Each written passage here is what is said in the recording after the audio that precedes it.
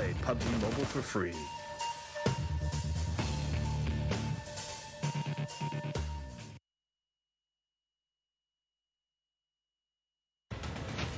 Zombie, Darkest Night, the newest mode in the zombie universe is here. This time, the rules are different. No more parachuting, as players will be placed at random locations on the map when the match begins, and there is no single winner. Players must work with their teammates to spend one long night in the match and stay alive until the sun comes up. Waves and waves of zombies will spawn during each of the 3 foggy periods at night, and supplies should only be scavenged when the fog fades. The main objective is not to defeat other players, though this doesn't mean they are harmless. Players may need to work with other teams when necessary, but should also watch their backs in case the Fragile Alliance goes south. This will be a unique experience for every player involved. This new mode also comes with a passive skill for every player. Understanding these skills will be the key to staying alive in this long night.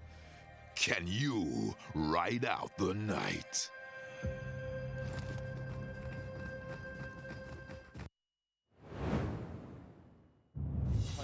Fighting for this spot. First kill here. Rain DX trying to get into it. Very low health there for Terry. Does manage to get the kill eventually. Well, what is certainly happening is Rosq under pressure. Comes down. There's no way. Surely he's not going to be able to get this done. Oh, and he turns around. He eliminates Rosq. Going off as well. But there's another fight happening. There's a lot of rotations going to have to happen. And Avangar are going to have to start to move around a little bit here. Get on the X. B13, but there's a Molotov again. Whitey is really in a rough spot. They run out into him. He tries to hold strong, but it's not going to work out. Oh. They have 4 members, but one was separated from that compound, and look at that. Yeah, this is the problem. Every single game so far that looks good. By instead that's being driven by Botham has kind of been the reason why this is starting to 2 knocks. They're looking to finish off the last one. It's McCall to see if he can deal the damage, but it's not going to get it done. You think they're going from this, but Whitey from Hell here, he's free with Rosq. They're under fire, and B13 4 kills the spot. 2 players left alive, but they're looking to rack up a 1. Palmer's going to be knocked down on the floor. Very back and forth. This has gone into a crazy one. 5 off the first 2 shots, couldn't make it connect, and this is where it becomes the problem. Stark low on health. He's not going to be able to med himself up here, and this is where Rosq, they smell the blood, they go on the hunt, they go in for the kills, and they get the win. Get knocked, but his teammates pushing forward. Here is like an even bigger gift. FromHell, though, this is not the start they would have wanted. Rob Dean, timing's going to come into it. Spraying out, lots of damage being done. Rest, Solke, he starts off strong, looks struggling early on here in day 2. Scoreboard, but they are within this to fight it out as White jumps into the house. He instantly gets himself a knock, then he's sprayed down. I can't really make any predictions as how this is going to go. Take damage from it as well. Look at how he's playing it, trying to hang on right into the end. Rest take. Players, they go alone all the time and they get caught. Oh no, Kozak. Progotron looking to get it done, pulls out his second weapon. Oh my god! Terry says Avangar have found you, and B13 are looking for Frost. He goes down and it's well aware of what's going on, starts the spray down. Ooh, look at that control! Rosq under a lot of hurt here, trying to take out Avangar. Actually, Yasha pushes in and flooding at the same time, riding rotation for his homie. But now it's Nagi versus Strong.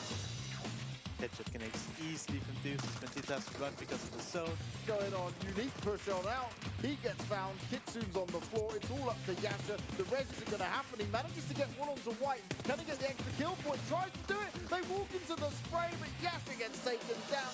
And there we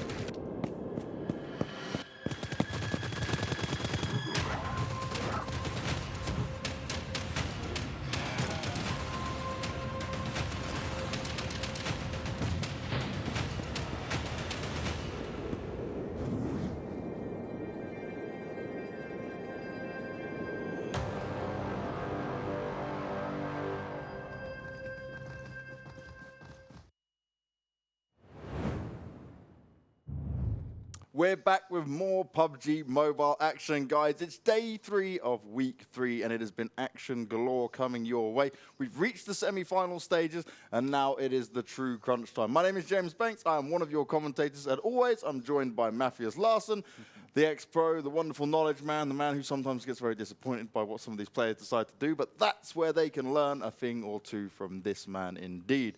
Now, Larsson, yesterday, we were a little bit disappointed by some teams who previously in the group stages showed us how good they could be. But hopefully, other teams now will step up and learn from some of these mistakes that have been had, right? We've come in now, the third day, these teams have plenty of information to review. Now it's the time for them to show that they are putting in that hard work. Oh, yeah. I would say that saying a little bit disappointed is a very fast stretch, right? I'm being nice. Honestly, yeah, I know you're trying to be nice, but this is their last chance, right? They need to get sub 16. And yesterday, we saw CZ alone. 3 games in a row, they commit to a fight early game, get 16th position, again and again and again. And then we have White Paws that smash the group stages. Yeah. And what they're doing wrong is they're not playing as a team. It's as if they're not taking it serious. You did say that you talk to them, they're like just a group of friends playing. But that's how you start out in any game. Like, if you want to get into competitive play, you have to start out as a group of friends. And if you make it good, you might swap out a few players here and there to make your team. But you need to play as a team. And what we've seen for some of these guys, especially White Paws, is they just play like one by one by one by one. And I would say that's why they've been playing as bad as they have this far in the tournament.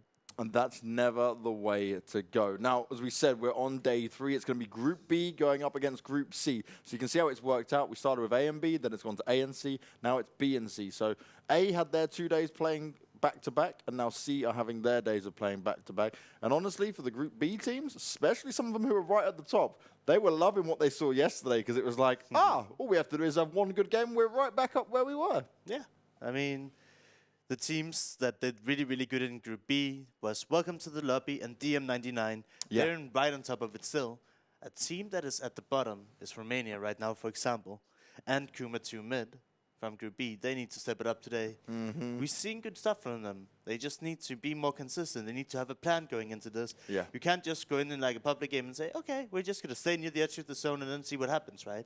Yeah, you've got to have a game plan, and that's what we're talking about, is not just a game plan as in like, oh, we're going here and this is our objective to win or place highly or maybe be a little bit more passive, maybe going for fights. It is playing the smart decision based on what you've delivered, because in every single game, it's a very different affair. Now, you're seeing a lot of these teams here who have had the 4 matches play. Obviously, that's going to turn around today. A lot of these teams are from Group B, which gets their second time around this time. So, yes, BuzzKillBros, it's very scary for them. They're currently, out of the teams that have played 8 matches, in the very last spot. And all it will take is just a few kills from some of these other teams for them to quickly leapfrog over them. Oh, yeah. What's even more scary if you go down to the next page, we do have some teams that have also played 8 games, I believe, and they're looking worse for worse.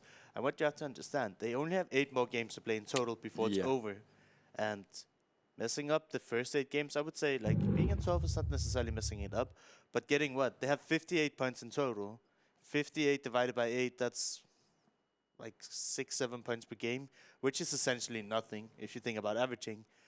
And Avangar here, FromHell, Team Unique, they're looking good, but they're nowhere near where Welcome to the Lobby is. And to some extent, DM19, DM19 is probably going to end up around the same spot.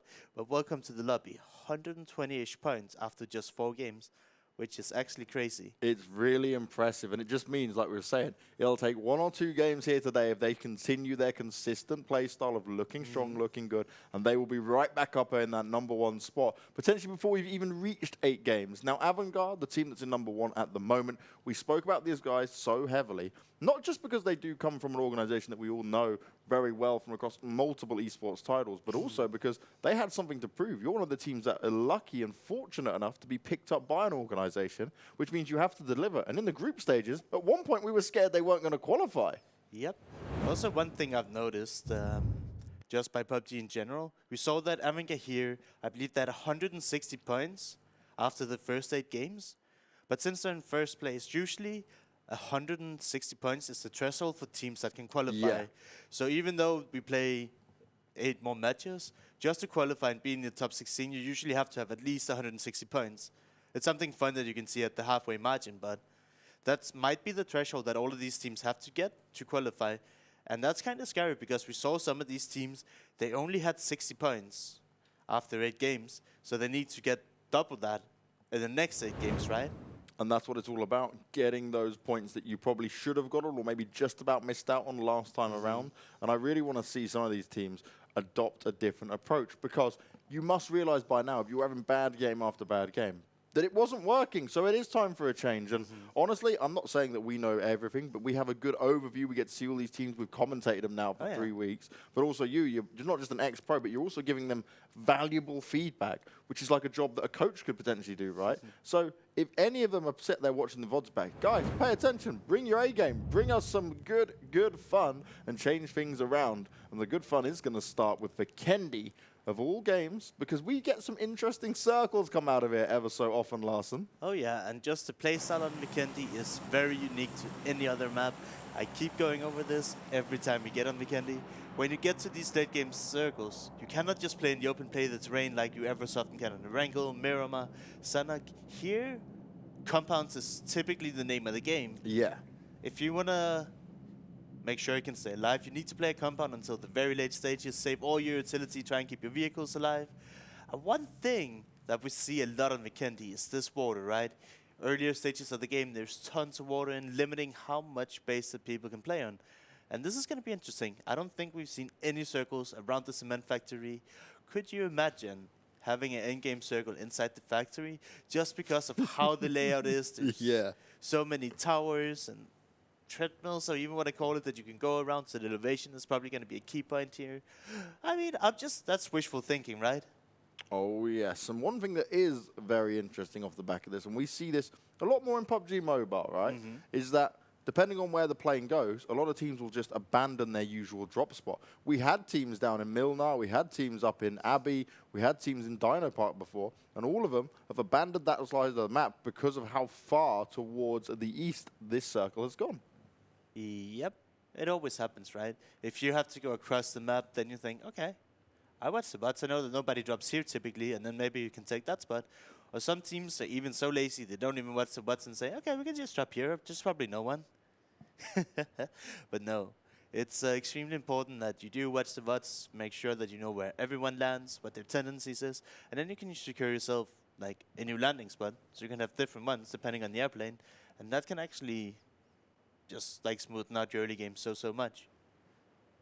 Well, a team that will want to smooth out their early game is Rosq. They had so many nice games that we saw from them over and over again yesterday. And one thing that I certainly want to see is them continue this, because they were the team acting as a unit, acting as a team out here, and managing to get the job done. And oh, we missed this one where we had the map screen up, a brilliant replay coming in. Harb long range gets the knock onto Anar, and he gets finished off as well. So instantly, Rest have lost a player on a little fight we didn't get to see. Well, awesome work from the Observer team straight off the bat with that. I'm happy we get to see that, because we just saw Anasheet dead, and I thought maybe he died, like just dropped out the game or something like that. Oh yeah, and one thing, I have the leaderboards open right now. So both Rosq and West, they played 4 games each, right? Yeah. And right now, Rosq is only 7 points ahead of Rest. So, like, solidifying their spot and taking away, like, a close contender could be pretty big for Rosq right here. Like, you could say it's, like, a little bit personal because they're so close on the leaderboards that they want to finish them out here. And already taking 2 kills away this early on is going to hurt Rest a lot. Incredibly impressive there. No chance for Lovazin to get himself rezzed up there. Rosq on point, challenging Rest. Solke, a guy who is an individual player, has had some incredible individual performances, but now he's up against a team of 4 with Larion to help him out. But are they even going to be able to battle back against this? 2 versus 4, and realistically, you just want to get the hell out of there now. You don't want to take this fight. Oh yeah. It's too hard. Definitely. And from what I could see, it didn't even look like he had a Westery helmet. At least it wasn't highlighted in the menu down in the bottom. Bemyloot, they're chilling. Romania, I was looking at them. They've had a terrific start. They're all the way at the bottom right now. So they need to have some really, really good games today if they even want to dream of going through. All right, they haven't played 8 matches yet, but in the first 4 matches, they only managed to get 16 points. That is very bad. Like Very bad. It's just the true word when it comes to that, and it's one thing they're going to have to try and turn around. We've got Welcome to the Lobby just making their bypass here. going across the bridge. They've got the vehicles to play with, but also they're the team that are going to looking to have, once again, a consistent top 6 performance because they've never been outside of that thus far. Oh, no. They had 2 wins on the opening day for them as well. Yep, that's how you like to see it. And I'm pretty happy with seeing a lot of this consistent teams. That means we can put a lot of pressure on them. We want to be harsh. We want to see them doing good. And if they do some mistakes, I get to be like, hey, what are you guys doing? That's what we love to see. To be fair, even I'm learning a lot just from being able to work with you and understand some of these things because the points you are making are on point in terms of this is what you should and shouldn't do. This is how it should play it out. We're not saying it for our own benefit. We're not saying it to be like, these guys are terrible. We're saying it because fundamentally they're doing it wrong. Yeah, and I mean, I do hope that all these team watch the VODs, and maybe some of them can take some of the things that get to them and put them into their gameplay, right? Yes. Because the amount of times, especially on Vikendi, we'll probably see it throughout this game, people, when they play compounds, they're just sitting inside buildings, they're not being proactive, and then when people drive up to their compound, they get caught off guard. They're not ready to defend their compounds. And I hate seeing it. People need to be ready. They need to be playing. They can't just sit in a corner and wait for people to come to them. Now we saw DM drive by just going across from where Ultra was. They are a team that when they played, how aggressive were they? Out of nowhere, they just started taking fights all over the shop. Will they be the same, though, when it comes to playing this different group? Is that how it's going to work out for them? Because they can quickly decide that maybe some of these other teams are a better challenge for us and we need to be a little bit more cautious. Because BML are under fire at the moment. A few shots going off. Twice is not in the action, but his teammates certainly are. And you can see on Billy TB, he's lost a bit of health already. And they're all going to reposition, and I like this. They're gaining a little bit of momentum here and getting together. They're saying, all right, if we are going to engage in this, we have to play as a unit. Do not be split apart. You did call out that DM99, they're an aggressive team, but I would call them it's calculated aggression, right? Yeah. They're not just fighting to take fights. They have had this discussion saying, all right, we know exactly when to fight, when to disengage. They don't overcommit early on, and they're very, very systematic when they do it, right? They play as a team, as you mentioned. They try not to get caught off guard, and they don't take all these early fights that we see some of the other teams do that are very aggressive, quote unquote. But knowing exactly when to fight is something that you need to learn if you want to be a top team, such as DM have showed us thus far. DM already firing off, and that's on to Rosq. Oh, it's Romanians Romania. this time, not the Rosq team. So the Romanians themselves, there is a bit of a difference, Romanians and Rosq, both teams within this lobby at the moment, under pressure. Now, welcome to the lobby being found here. Jonathan's been taken out of it. A bit of a back and forth between them and BML. Now, this is 2 teams who are up at the top contentions for at least for points here, having a battle early on. The Molotov goes down the floor from welcome to the lobby. Good use of utility. Very close to where that res is happening, but it doesn't quite connect. At least for now, it's going to benefit the fight for BML because they're being able to res up their teammate. Really unfortunate for welcome to the lobby here. I assume they thought the compound was a little bit clear. Bemyloot, they must just have hidden really well. And now, welcome to the lobby loses 1 member early.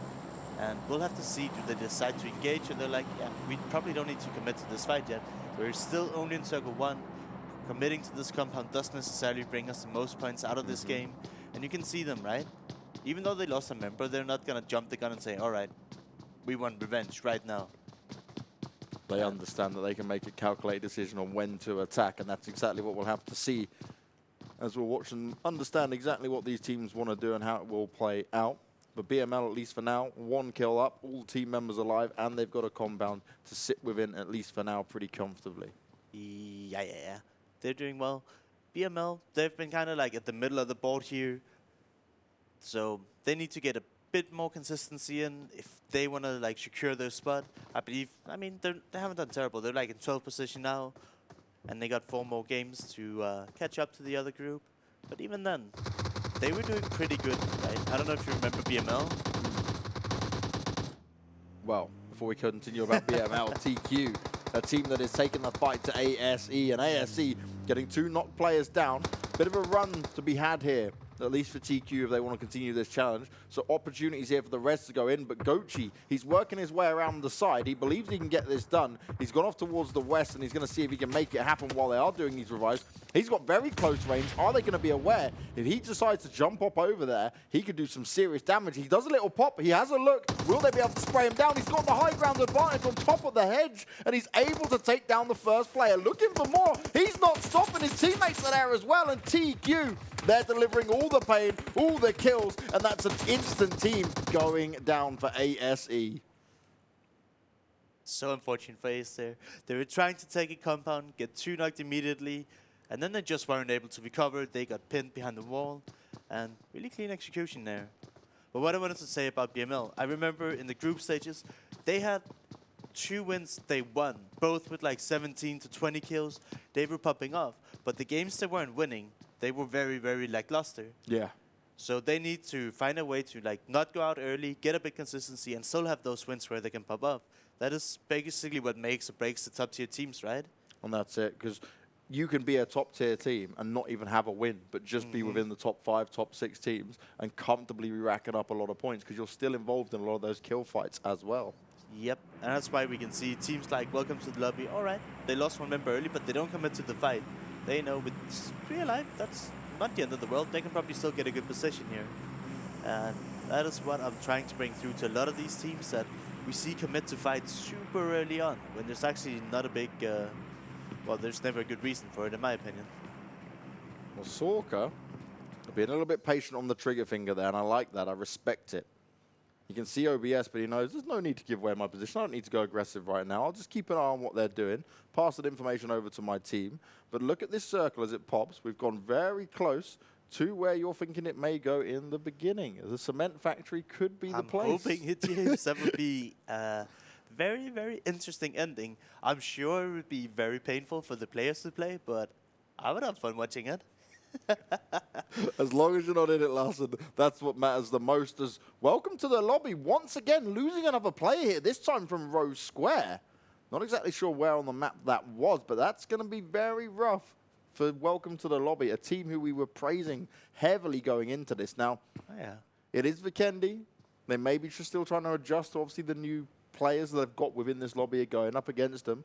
But Rosq is a team that have fought some more. All they seem to want to do at the moment is frag out and get those placement points. And they're just so hard to deal with because they just run around as a unit. It's not like headless chickens like some teams where one player scouts forward, gets picked off, and they try to fight it back. Rosq just stick together as a platoon, as a true squad, doing some military-style pushes. Oh, yeah, and they had a fantastic day yesterday, I would say. They didn't have, you know, 150-point performance, but they were almost in the top 10 after just 4 games. Actually, they were in the top 10. And I'd say they had improved a lot from the group stages, right? I feel like in the group stages, they were very hit and miss. They were, like, lacking a lot of teamwork. But here, after having a week's break, they actually showed up. And the way they're taking these fights, as you mentioned, they're always together. They're working as a unit. They're making sure they're not doing stuff on their own, you know, just losing players here and there for no real reason. And yeah, I love to see it. I'm really happy to see these teams improve over time. A team that I want to see improve is Kuma. They've had okay-ish rotations, but they tend to just like all hug each other. And whenever it gets to fighting, I don't know if they panic, they get nervous, what it is, but they need to be able to win some team fights. And that's the thing they're missing out on. It is the fighting. They struggle when it comes to the really tough decisions to make on when to engage and when not to. And more often than not, we see them struggle out quite early on. But like you said, you can praise their rotations because they always seem to get themselves within the circle. Yeah. It's just when it gets really small, we get to like phase 5, phase 6, and there's plenty of teams that are like, that's the thing, uh-oh. right? If you get to that stage and you win a team fight, 1 to 2 team fights in Circle 6, then you're immediately top 5, top 3, top 4.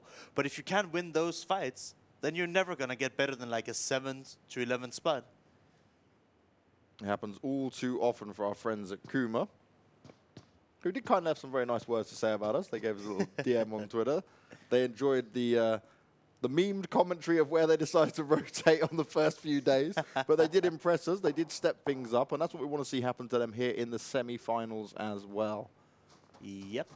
It's Epic, yeah, very strong team. They had a very impressive group stage, right? I feel like they were a little bit quiet yesterday, but they have a lot of the fundamentals, right? We'll have to see if they can like really pop off today and impress us like they once did. Now the Romanians here, different to Rosq. They're all bundled up down here with a lot of other teams. They've got DM, TQ, welcome to the lobby players, Rosq and BML all close by. I'm surprised to see that nobody's in the cement factory at all yet, right? That's pretty interesting. And also, just to the right of it, we can see on the map, there's a big hill. You can easily play up on that hill. Yeah. And when you play that high ground, I praise it when you play Miramar. Use the high ground to scout, find out what compounds are free, what compounds are taken. It's really, really powerful to be up in these hills. I don't necessarily agree that you should stay there forever, but you can gain so much information from up there. And you can usually also see, like, if it's free or not. Now we've got Kuma again, just slowly making their way in. There's no big rush for them. They've got vehicles to play with as well, and plenty of vehicles at that. Kuma, a team that, I mean, I don't want to say for some reason, they just like hanging near the edge. They don't want to over-rotate, which you can, there's like, when you rotate a lot, this risk versus reward, right? Yeah. And they would rather keep as many people alive for as long as possible, rather than risking getting a little bit more circle favorism by moving deeper into the zone.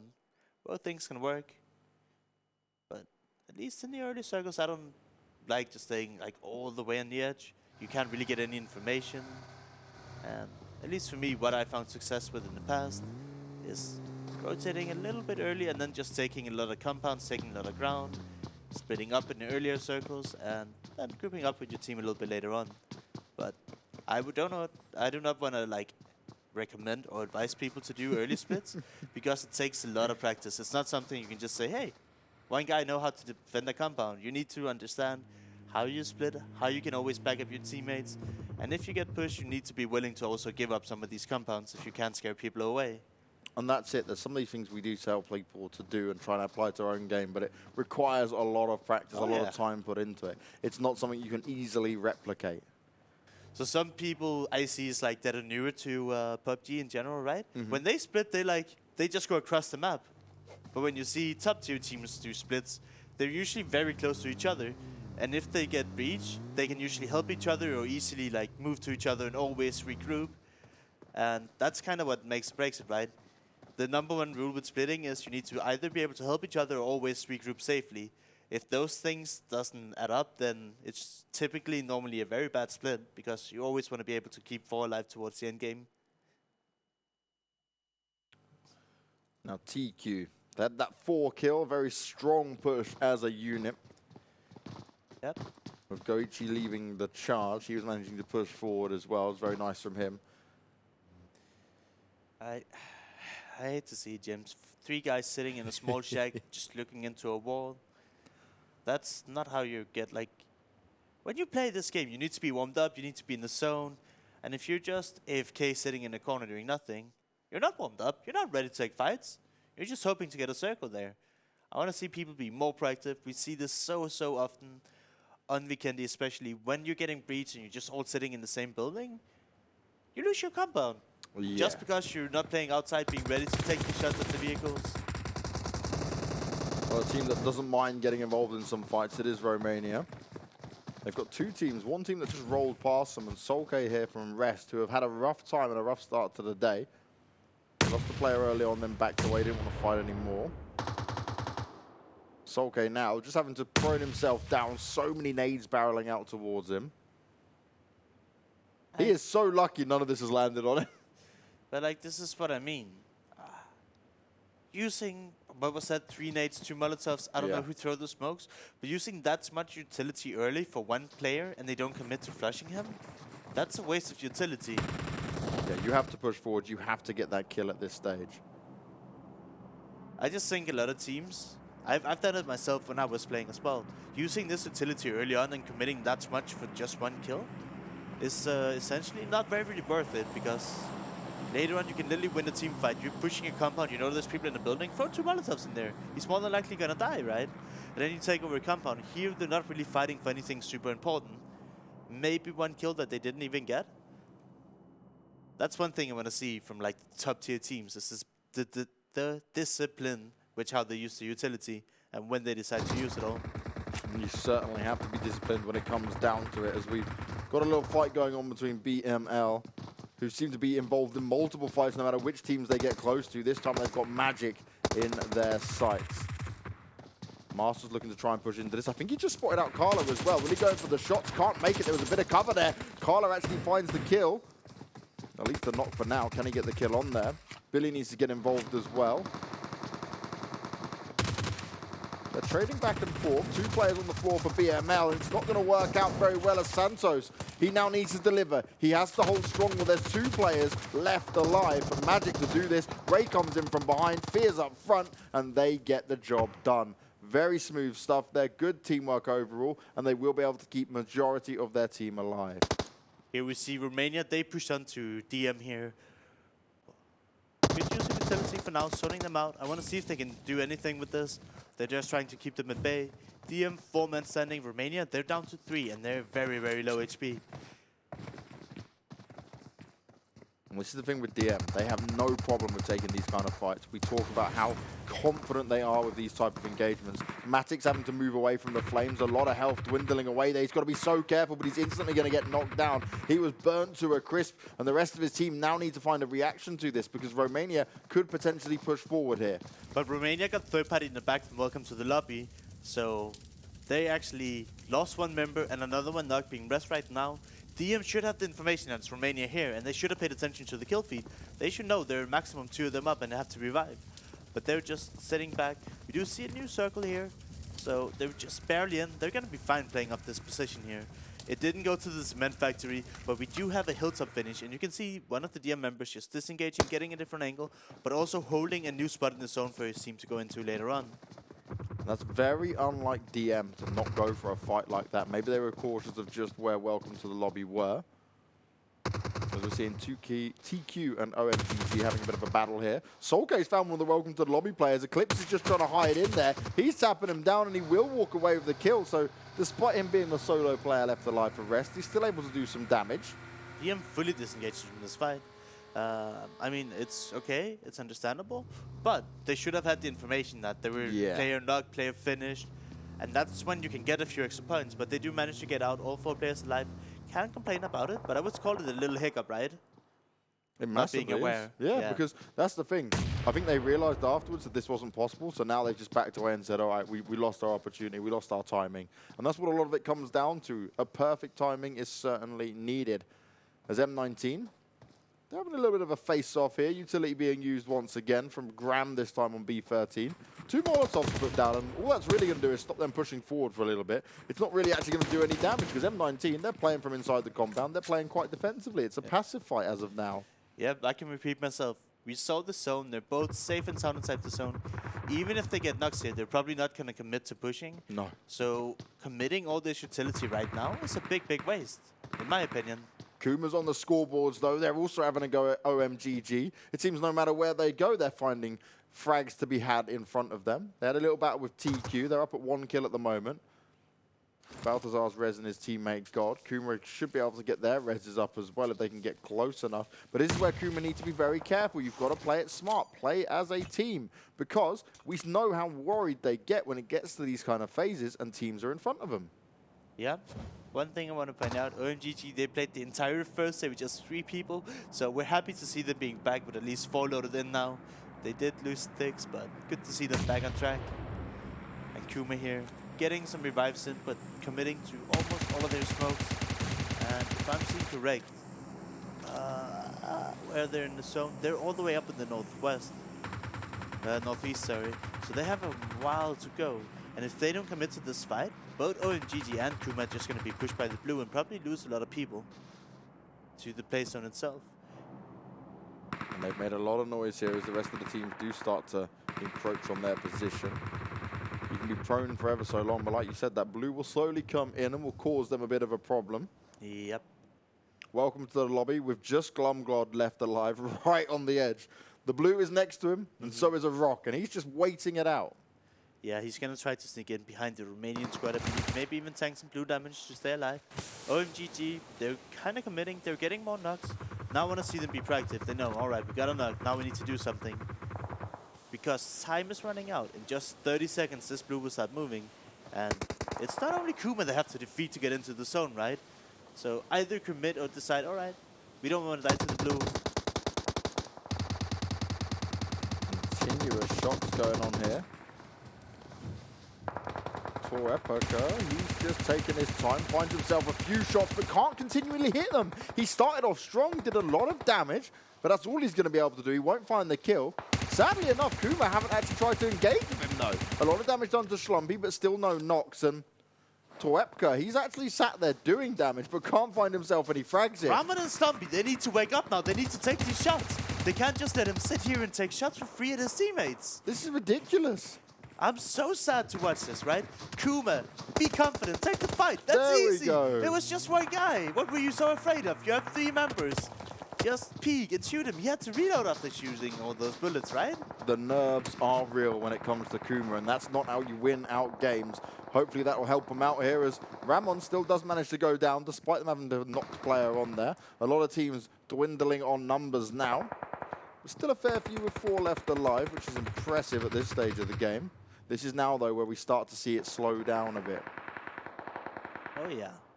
This circle here is going to be crazy. There's so many teams that haven't found their home yet. We're 36 people alive, and TQ here hanging on with just 1 member, actually 2 members standing, but they're both very low life. Look at how many teams are here, and Epic, they haven't found the way into the zone here, so they need to commit to a fight. It looks like they're going to get pincered here between Ultra and Arrow Square. There's no way they're making it out. Easy pickings for OBS, though. JC long range able to get that done. He's going to look for the finish as well, and that's certainly what he's going to be able to get. Rosq still involved in fights, but do need to be careful of this zone as it slowly moves in. Andy's still within it. Wenzy from Epic's going to be bleeding out and taking damage from it. Arrow Square, they're running in a complete open here, but Ultra, they've been very slow at taking this fight. And they're actually just letting them run into their buildings for free right now. Big, big mistake from Ultra here. Yeah, they almost took 2 time. M19 from up high, able to do some damage as well. And this means Rosq, they've really got a tough decision to make. How are you going to do it? It's going to be very tough for them. I don't even know if they can get up on this hill right now.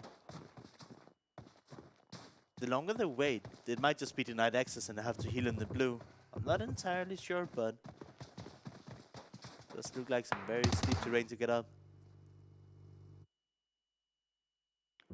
Now we'll watch this part of the game turn into a bit of chaos as we already see it.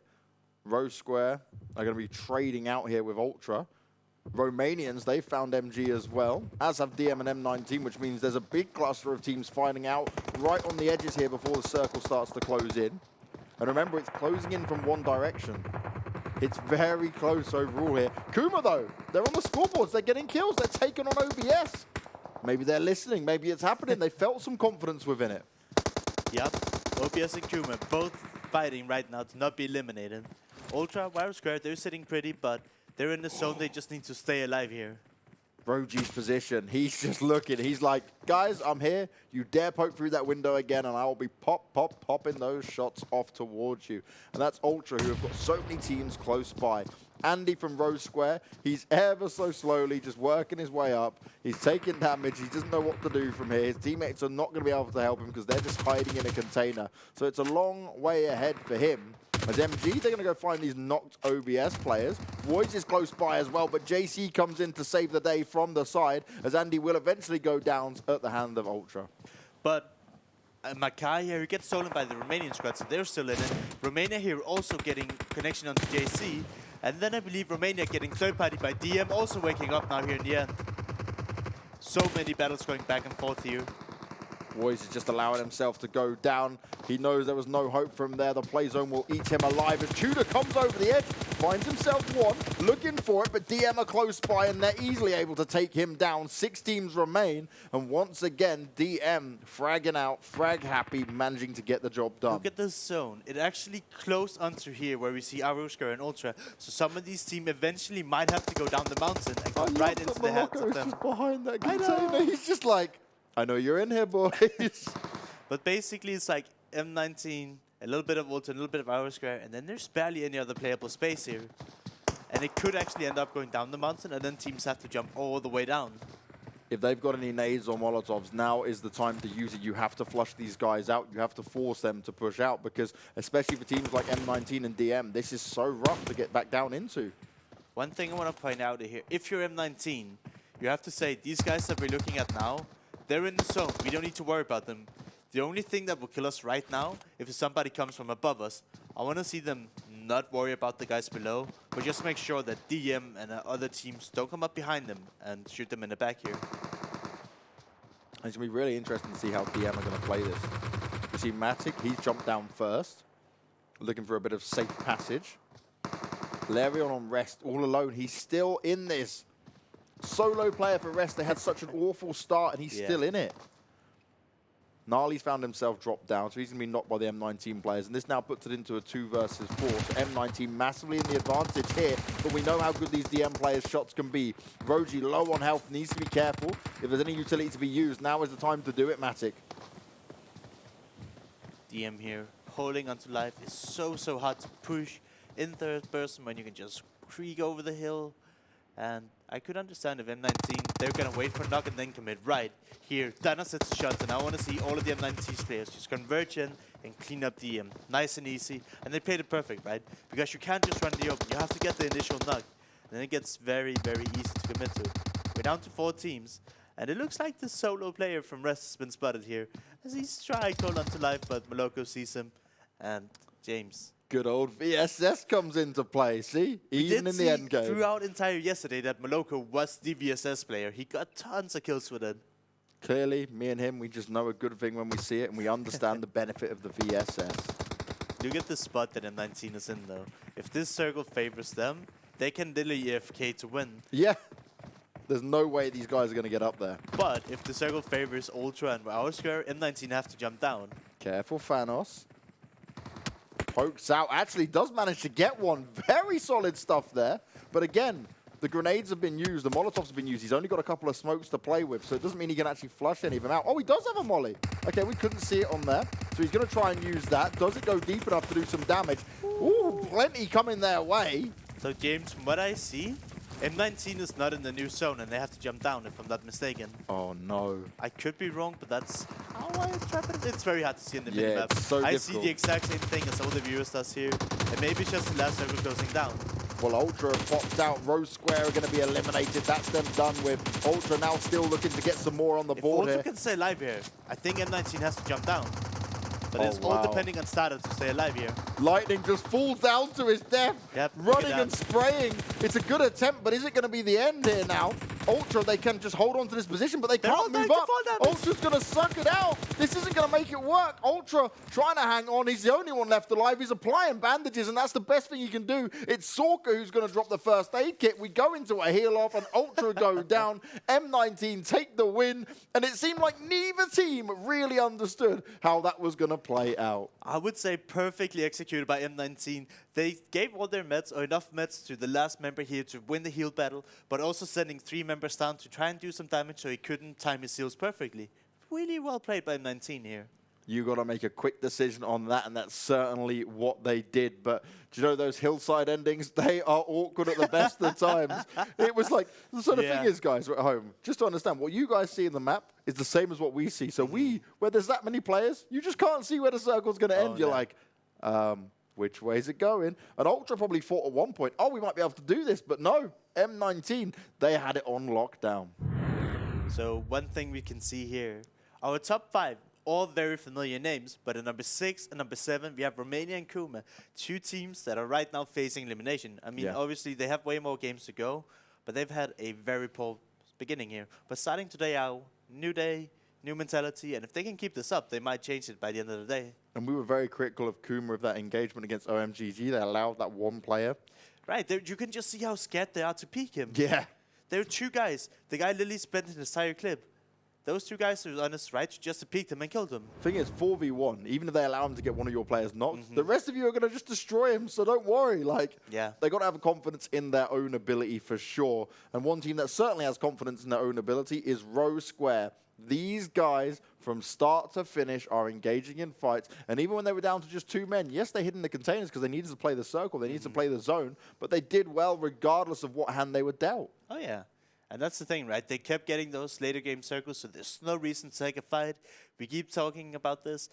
If you want to be a top 2 team, you need to be calculated in your fights. You know when to engage, when to disengage, when to try and hide a bit to just get a few more placement points. Because, right, if they just fought as soon as they got to the compound, they would have gotten 11th spot. Instead, I believe they got a 3rd place out of it. So that's just how they have to play it. And being content with being near other people is a part of being a pro-competitive player. And here, we just see Magic trying to clean out OBS, but he was not in favor because OBS had 3 more players. And here on this hillside, it's just everyone battling everyone. You can't make sense of anything. People are just trying to make their way into the zone, trading back and forth, back and forth. And M19, they were managing to hold onto their hill nicely and take the win here. Really, really well played. On that battle that you saw between M19 and DM, that was really the kind of definitive factor on how that would play out for him. Because I think if M19 didn't have the numbers they had there, it would have been very hard to take down Ultra, who looked like they were ready for this regardless. Oh, yeah. What an ending. What a way to kick things off. I Our love first that match ending. of it. you said this. You said Cement Factory could be interesting. Well, we just got one that was probably even better than that. Like, never expected it to go down in that way. And I would say we've been kind of lucky in these past few days. We haven't done any snake endings, right? These teams, No. they have to fight it out. It's not just whoever can lay prone the longest who wins the games. And I'm loving it. They're listening. No snake endings. Now I'm going to just, like, get my hand up there because my hand is just ruined. It doesn't actually have any feeling left in it. It's just completely down. It's ready, though. And it's ready for another game to come in once again. Now, straight away, right, when it comes down to these games, Vikendi is always a fantastic opener in terms of we get some very interesting circles. It ends up being a bit chaotic like we just had there towards the end. But it does help some of these teams build some momentum. So I really want to see, okay, Kuma, you had a good position here. I need to see that continue for these guys. Oh, yeah. But again, Kuma needs to fight. I say this every day, James. They're too scared. They're panicking. I don't know what it is. If you can't take a fight, 3v1, you're too afraid to peek them. Then how do you even dream of getting through? Yeah, it's not an easy fight to take at all. And welcome to the lobby. Yes, you're still in 4th place. Yes, you've got plenty of points. But you would have hoped for a better game than what you just had there. They became very unlucky in the duels they started to take with some of these teams. They're going to Ultra. They're creeping up and welcome to the lobby. They've had insane games. So yesterday they got 1st place, 2nd place, 4th place. And I don't remember what the last game was, but it wasn't amazing. And now they start off here in day 2 with a 2nd place. And they've almost overtaken Welcome to the Lobby that had 2 wins in their first day. And they've still got 3 more games to go here today. This scoreboard is going to be oh so interesting when it comes down to it. Now, FromHell and Team Unique with 8 matches each at the moment in 2nd and 3rd place. Very close in kills and points. But remember, they're not playing today. They are going to be the ones that sat here kind of looking at these scoreboards and thinking, oh, God, where are we going to end up now? Because there is a lot of teams here that can easily kind of jump up here and see themselves just overtake the leaderboard. We can see a lot of our groups here when it evens up on 8 for everything, that actually it could be Group C and B being some of the strongest. 100%. Just looking at the leaderboards right now, it was Ultra, DM, maybe even Welcome to the Lobby. RO Squares creeping up as well. It's like 4 teams, and they weren't that far away from the top 3 right now. They could all push over if they have some decent games. They certainly could. Now, if you guys are watching and you want to have a look at the standings, you want to look in a little bit more detail on some of the past games, maybe some you've missed, head over to clubopen.pubgmobile.com. And please also do subscribe to our YouTube channel. On the YouTube channel, we do broadcast live on all of it, but also we have the VODs from other regions, not just the European region. So if you're missing any of the action, you can catch all of it there. It's going to be a lot of fun. This is only just getting started. We're at the semi-final stages. We've got regionals to go and then the grand finals as well. It's hotting up every single day. And it will hot up as we move on to our 2nd game because we're moving away from the snowy hills of Vikendi and we'll be seeing you guys after this break.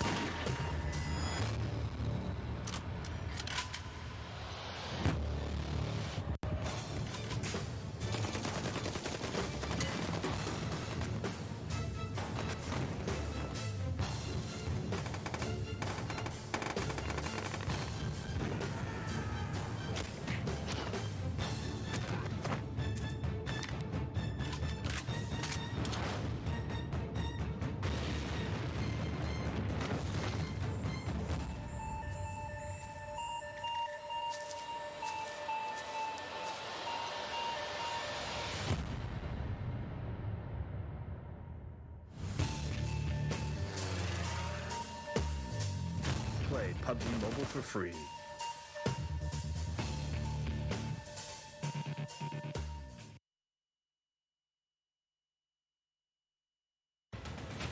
Zombie, Darkest Night, the newest mode in the zombie universe, is here. This time, the rules are different. No more parachuting, as players will be placed at random locations on the map when the match begins, and there is no single winner. Players must work with their teammates to spend one long night in the match and stay alive until the sun comes up. Waves and waves of zombies will spawn during each of the 3 foggy periods at night, and supplies should only be scavenged when the fog fades. The main objective is not to defeat other players, though this doesn't mean they are harmless. Players may need to work with other teams when necessary, but should also watch their backs in case the Fragile Alliance goes south. This will be a unique experience for every player involved. This new mode also comes with a passive skill for every player. Understanding these skills will be the key to staying alive in this long night. Can you ride out the night?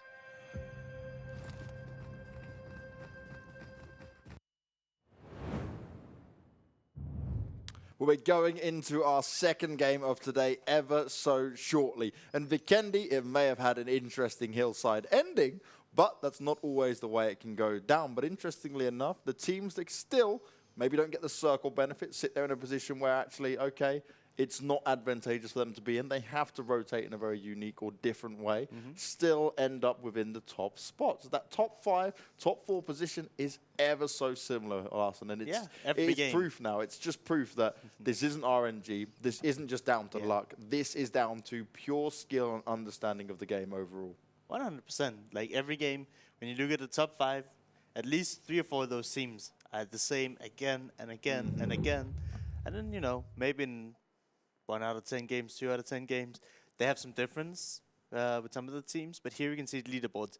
And what I want to point out is all those teams that have 5 matches played, welcome to the lobby, Ultra, DM99, and Rosq, they're creeping up already, and they're 3 games behind.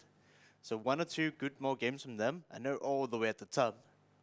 I'm going to say straight off the bat that at least 2 of those 4 teams with 5 matches will be in first and second after this, just because of how close it is in points. It literally just takes 1 good game, and with the consistency we've seen from them, if they keep it up, phew, that's awesome. Oh yeah, definitely. And I'm really excited. Ultra is probably the biggest upset for me here. Ultra and FromHell. They weren't really that promising throughout the group stages, right? But they somehow managed to turn this around. And FromHell, they're currently in 2nd place. And out Ultra, of nowhere. yeah, out of nowhere. And I would say the same with Ultra. They were kind of a team that were fighting a lot. They were good at taking fights. But I felt like their rotations were really, really lackluster in the group stages. But they always seem to find themselves in the late game. And they're really, really close to closing out of these games. Like 1st place, 2 second places now, and a 4th place in 5 games. That's insanity. And we've seen Ultra, right? I think if you put Ultra and FromHell, you compare them. I'd put Ultra a little bit above them just from what we did see. Oh, but yeah. even then, you would have never predicted these two teams to be at this stage in such a good spot. And it just proves that they are putting in that work. They have done their homework. And we keep mentioning it to teams, but you have to do it. If you don't, then this is where you'll end up in a rough spot. And we compare these two teams on the same amount of matches in the same lobby at the moment. And welcome to the lobby, aka WL. They did not have a good game previously, so they know they'll be disappointed with that. They're a team that's always prided themselves on taking good engagements when they're looking to breach compounds, doing it smart, doing it successfully. Where Ultra, like you said, they've started to come into it and just got better over time. So welcome to the lobby need to sit there and think, all right, we need to make sure we do not allow what happened in Vikendi to happen again across the next 3 games. And that's the most basic thing of PUBG, what happened to Welcome to the Lobby. They lost 2 people on rotations, which happens, but you need to limit it and take more safer rotations so you can keep 4 people alive. Yeah. That's like, it's the most basic thing. Any team that is, doesn't matter how good you are, you can always like be a little bit lazy, make a mistake, take a wrong turn, and then you lose out on people. Now let's point out some teams here that during the group stages are actually very good, but they're only just about within the top 16. Magic, Obstruction, BuzzKillBros, Bemyloot, EpicGang, and M19 were normally the teams we're saying for their group was like, yep, you're doing really good. Yep, we're constantly seeing good consistency out of them. But now things have slowed down a little bit. Is there a possibility here, Larson, where there could be a bit of predictability within it, right? That teams just say, all right, well, we know how to kind of deal with you now. You've become that kind of staple team of rotating in a certain way or maybe engaging in a certain way that makes these other teams be able to say, actually, we can counter you. There could be something with that, but we also mentioned that these top-tier teams, like we expect Avangar, Unique, because they're signed by Orcs, it's actually easier for top-tier teams to play against other teams that are really good. Yeah. When you play against some teams that are maybe brand new to this, right? They've never played against before. You can be caught off guard by some of the random, I will call them random, right? You try to read your enemies, and if they do some really unexpected things that they would consider bad, they can actually lose out. So maybe the further we go, it just like makes those top teams do even better, right? Whereas maybe the teams are doing really good in the group stages, they were thriving a bit of some of the chaos that was going on. That's the thing, right? Because some of the other teams that have been eliminated already, not like they were terrible individually, but they were a bit easier to say, oh, well, that's them. We're just going to run straight over them. And some of these teams certainly benefited from that, where they were able to go, Bob's your uncle, I'm going to kill that one. That's going to be an easy fight for us to take. And you saw there's a different reaction now between group stages to semi-finals in how a lot of these teams are approaching it, because they are a bit more scared. Like Kuma, when we first saw them, had some of the most interesting maybe or problematic choices in how they like to actually be on the map. 1-1-1-1 splits, then they went for the 2-2, then they went for the 3-1. And at this point I was like, are they just memeing us? Are they just following like some crazy path? But then they played a different style. It started to work out for them. But you can see already, yes, they had a good game today on Vikendi, but they've had some of these struggle spots where they rotate so well. We see them doing it very smart, right? They're keeping a good awareness around them. But it's the fights, it's the engagements that they just don't want to get involved in. They're like, oh, there's a big fight here. Oh, let's back away. There's people right next to them shooting, not even towards them, and they're afraid to peek them. That is a big, big warning sign that they need to change their attitude towards the game, right? And I'm not saying just full YOLO, but I mean, if you're afraid to even peek people that are shooting right next to you and not shooting at you, then what fights do you take? How do you ever overcome this? Now, from my knowledge, right, Kuma, he is from a fighting game, and he is a big bear. I want to see them use that energy of a big bear, use that ferocity, and to come in and say, we are confident, we will take the fights, as we move into Sanhok. And Sanhok's always been an interesting map for us, because we see a lot of teams, they will just fight the whole way through. It's not really looking for the clever rotations. It's more trying to play on the kills. And that's very different to how any of these other maps have played out for us yet. Oh yeah, and just Sanhok in general, it's a way smaller map than all of the other maps. You don't use vehicles. The blue moves in a way that you can always outrun it, so you don't really need to be as afraid of getting caught in the blue to some extent. And I also think the blue does a little bit less damage in this map. So you can see people, they can play way more passive. I say that, and then we get a really tough circle with a lot of water in, and everybody will have to make their way over to the top left island, which is actually the hardest one to do, because if you look at the big main island, sure, there's lots of stretches where there's thin water you can easily walk through, But on the northwestern island, there's big rivers, and you actually have to swim most of the part to get through. Oh my god, that spray down. Mr. Asata. He found one. He put him down in the ground. Nukas is just running away. Warfarin all alone. And potentially DM losing a player straight away. I said about this game was being kills when it comes to Sanhok. Well, this is exactly how it's starting off. I'm surprised that Ultra is committing this much to try and get a finish right. Look at them. There are 3-4 guys together here. They barely have any loot. And they're giving up this much time of looting to try and get a few kills early on. Interesting, but we do see they do manage to get a knock onto DM. They do deal a big blow. I don't know if they'll be able to get the rest. They're disengaging now. Matic might actually be able to get the rest here. But both of the teams losing a lot of time. And with this circle that we have right here, time might be very, very important. Just because the later you try to get to the northwestern island, it's harder it's going to be to cross all the water. And here, I feel like every game we see OMGG's players be split alone, finding themselves surrounded by enemies on all sides. How does this happen again and again and again? It is just seemingly what they love to do. They're like, you know what, we'll allow one player to be solo, everyone else can stick together. Oh, and he's going to go down. Fear's looking around him like, hey, this is nice and easy. Pop, pop, easily done. Gets the loot, and OMGG are down to 3 players already. You hate to see it if you're OMGG, but you need to stop making this decision.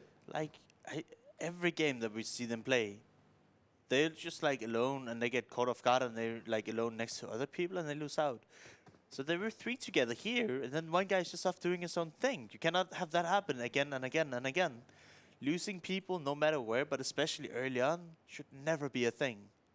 Now, we saw just previously Romania going for a little bit of a swim. It is hot on Sanhok, so it makes sense. They're just getting over to the island already. They're saying, do you know what? We're not going to be the last party to rotate over this time. We're going to come in, have our own party, and say, we'll wait for the other teams to come across. Because at least for now, they don't have to worry about being shot out the water. When it gets very clustered over there, that's when it's going to be a problem. Oh, yeah. Our Rosq, seldomly enough, I feel like they're always fighting early on, but they've found a spot where they can lose or loot up nice and easy, get everything they want. OBS here, looting small compounds, but staying together, saying if there's gonna be guys here, we're ready to take the fight together, pretty much. That's probably the best way to do it, but it's also a question, like when you loot all these small compounds together, do you get enough loot for an entire team? As we can see, Ultra here, they might have the mess to loot up, but probably not gonna be looking great here. DM still able to battle back against them. So obviously they did get to res their teammate. Ultra now don't have the advantage in terms of high ground, but DM will try and use that to their advantage and say, okay, what can we do? Now they don't have the sights, as you can see here, for Warfarin, but they might be able to connect some of these shots. And at least for now, they're keeping Ultra at bay. They're pushing him away. Yeah, DM here has absolutely no loot whatsoever. Not even bandages, stims, first aid, nothing. And we can see here Ultra connecting another knock onto DM. Not the start they would have wanted here. Obviously DM, they're looking okay on the leaderboards. They can afford to have a few rough games. But if you start having too many bad games, it can affect you mentally. You can get upset. You can lose focus. And I would say it's probably something that occurs more often when you're an inexperienced player, right? Asata, by the way, that's the second time long distance with no sight to help him, just able to connect shots and hold that recoil spray, which actually, guys, if you're trying to do that at home on mobile, that's not easy. That's impressive. Welcome to the lobby, finding themselves not first to the compound that they want to occupy, and they're taking the time to scout. Hopefully they'll see that M19 is there and won't get caught off guard, and let's just say that. Pasta sees out Thanos. Thanos goes into the open, gets an easy knock here, and it looks like they're almost able to get the flush. Nicely done by Poser, takes the time. Couple of very well-placed shots will finish off Thanos, which puts M19 at a massive disadvantage here. And if Welcome to the Lobby can breach this together as a unit, play it smart, they can flush these players out. Because M19, they've each got a compound each, which means that if anyone does get knocked, the likelihood of a res coming in is going to be very hard. As Rest, they're going to be happy. They had a rough start in the first game. Now they get a lovely bit of loot to work with early on. We say that, but even though they had a rough start, they managed to salvage it and finish it. Like, top 5 placement points, I think they were maybe a little bit lower in their wall standings because they didn't have any kills. Yeah. But they managed to snake all the way into the top 5-6 position and somehow got out ahead, even though they were losing all their members early on. And sometimes that's what it's about, right? Playing the hand you are dealt. If you can get a solo player to do that, that is huge. There's Sorka. He's just waiting and listening to what Welcome to the Lobby may be doing here. Welcome to the Lobby still being very cautious. They know they don't want to underestimate M19. That nade gonna connect? Maybe went a little bit under, more so than he wanted. Sorka able to avoid it, at least for now. Jonathan's gone all the way around. Watch his position. Over towards the east, he's decided to dip away a little bit there, which means that, okay, if M19 want to push out, he'll be able to deliver that information to his team, so that's a smart play coming in there. But everyone already making their way over the island, and oh dear. Look at how much water there's still There in. is so much water within this circle. You Like, hate to see it. There's so much water that it doesn't even show up on the map, but the entire top left of the circle is literally just water, unplayable area.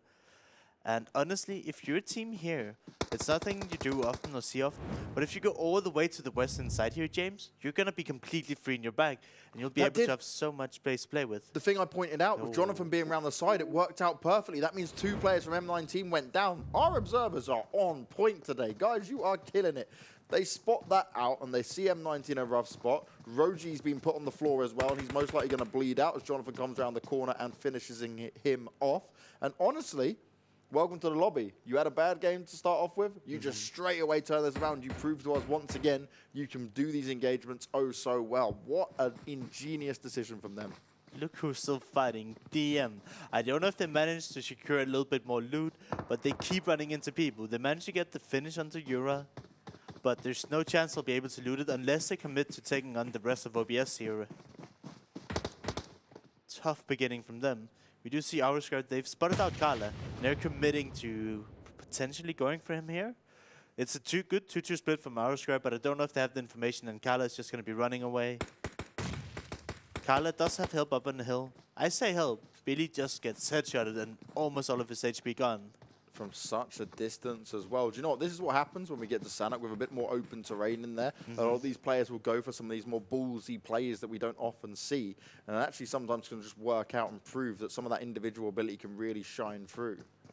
Oh, yeah. One guy that needs to shine through right now is Kala if he wants to have any dream of living. As I say that, Rosq with a beautiful flank, just nice and easy securing him. And I think we saw Billy just running away saying, Kala, what were you doing there alone? Not like this.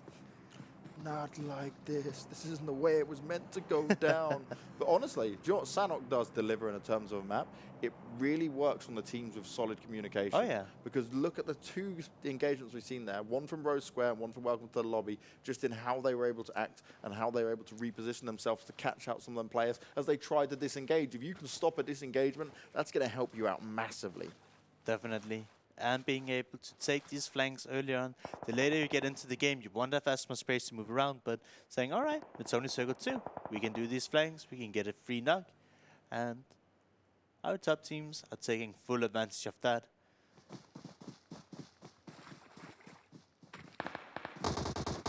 Looks like OBS is in another engagement with DM. We do see some of the members getting taken down low, but they're just trying to get away. Is it DM? Yeah, it is still DM shooting. So DM had 2 that are already crossed and 2 sitting back. 1 knocks do connect to Wise here. Should be able to get the rest off, unless Matic can get the angle from the side here.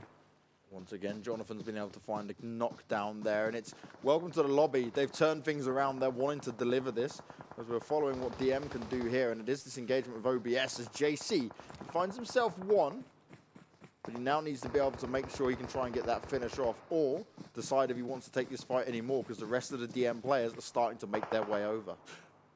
Hate to see it. Just sliding down he goes. That's the end. He's like, all right, I'm dead. I'm just going to hide my body so you can't loot me. It's like that bit where he just says, do you know what? I may as well go out with a bit of fun. I may as well have a slide and a little dive while I can. The jump here from Soulcake could have cost him his life, but luckily he had the backup from his teammate. We do see the last team member from Romania here, Tudor, just hiding above, hoping he doesn't get spotted. And if he stays quiet, he might just live. And we just saw the circle up. They're straight in the center up there. And these hilltops, I'm loving hilltop and things. They're so much fun. We've got great circles. But like the thing is, right? It just allows people to fight. You don't have to drive vehicles around and hope for the best. And whoever knows how to take these fights, win them, and know how to hold their positions, they're going to come out ahead. And it's so much fun to play, and I also think it's a lot of fun to watch. Now, this is huge from Tudor. He's managed to stay alive. The rest of his teammates got eliminated. Remember, we pointed out that Romania were the first team to rotate. They swam over pretty much within the first circle. They were just like, all right, we can see where this is going. We're not going to hold back. And they went over to it. But then the first engagement they meet, it's Rest, and they all go down, bar Tudor, who's now going to look to try and survive as long as possible. Now, Kuma have got ASE very close to them here. I like how they both hear each other, and then they just play dead. It's like, we're not here, guys. Exactly. And then they're I like, promise.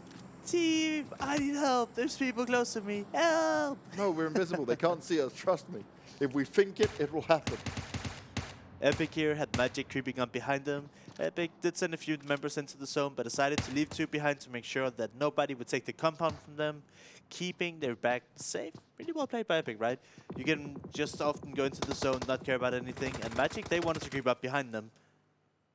And are we seeing Kuma taking a fight here? Yeah, Kuma going for it. A bit of back and forth. Champion's got a good position to hide from, but it all depends on if Kuma are going to push out into this open area. They can get a bit of a good flank fire going on.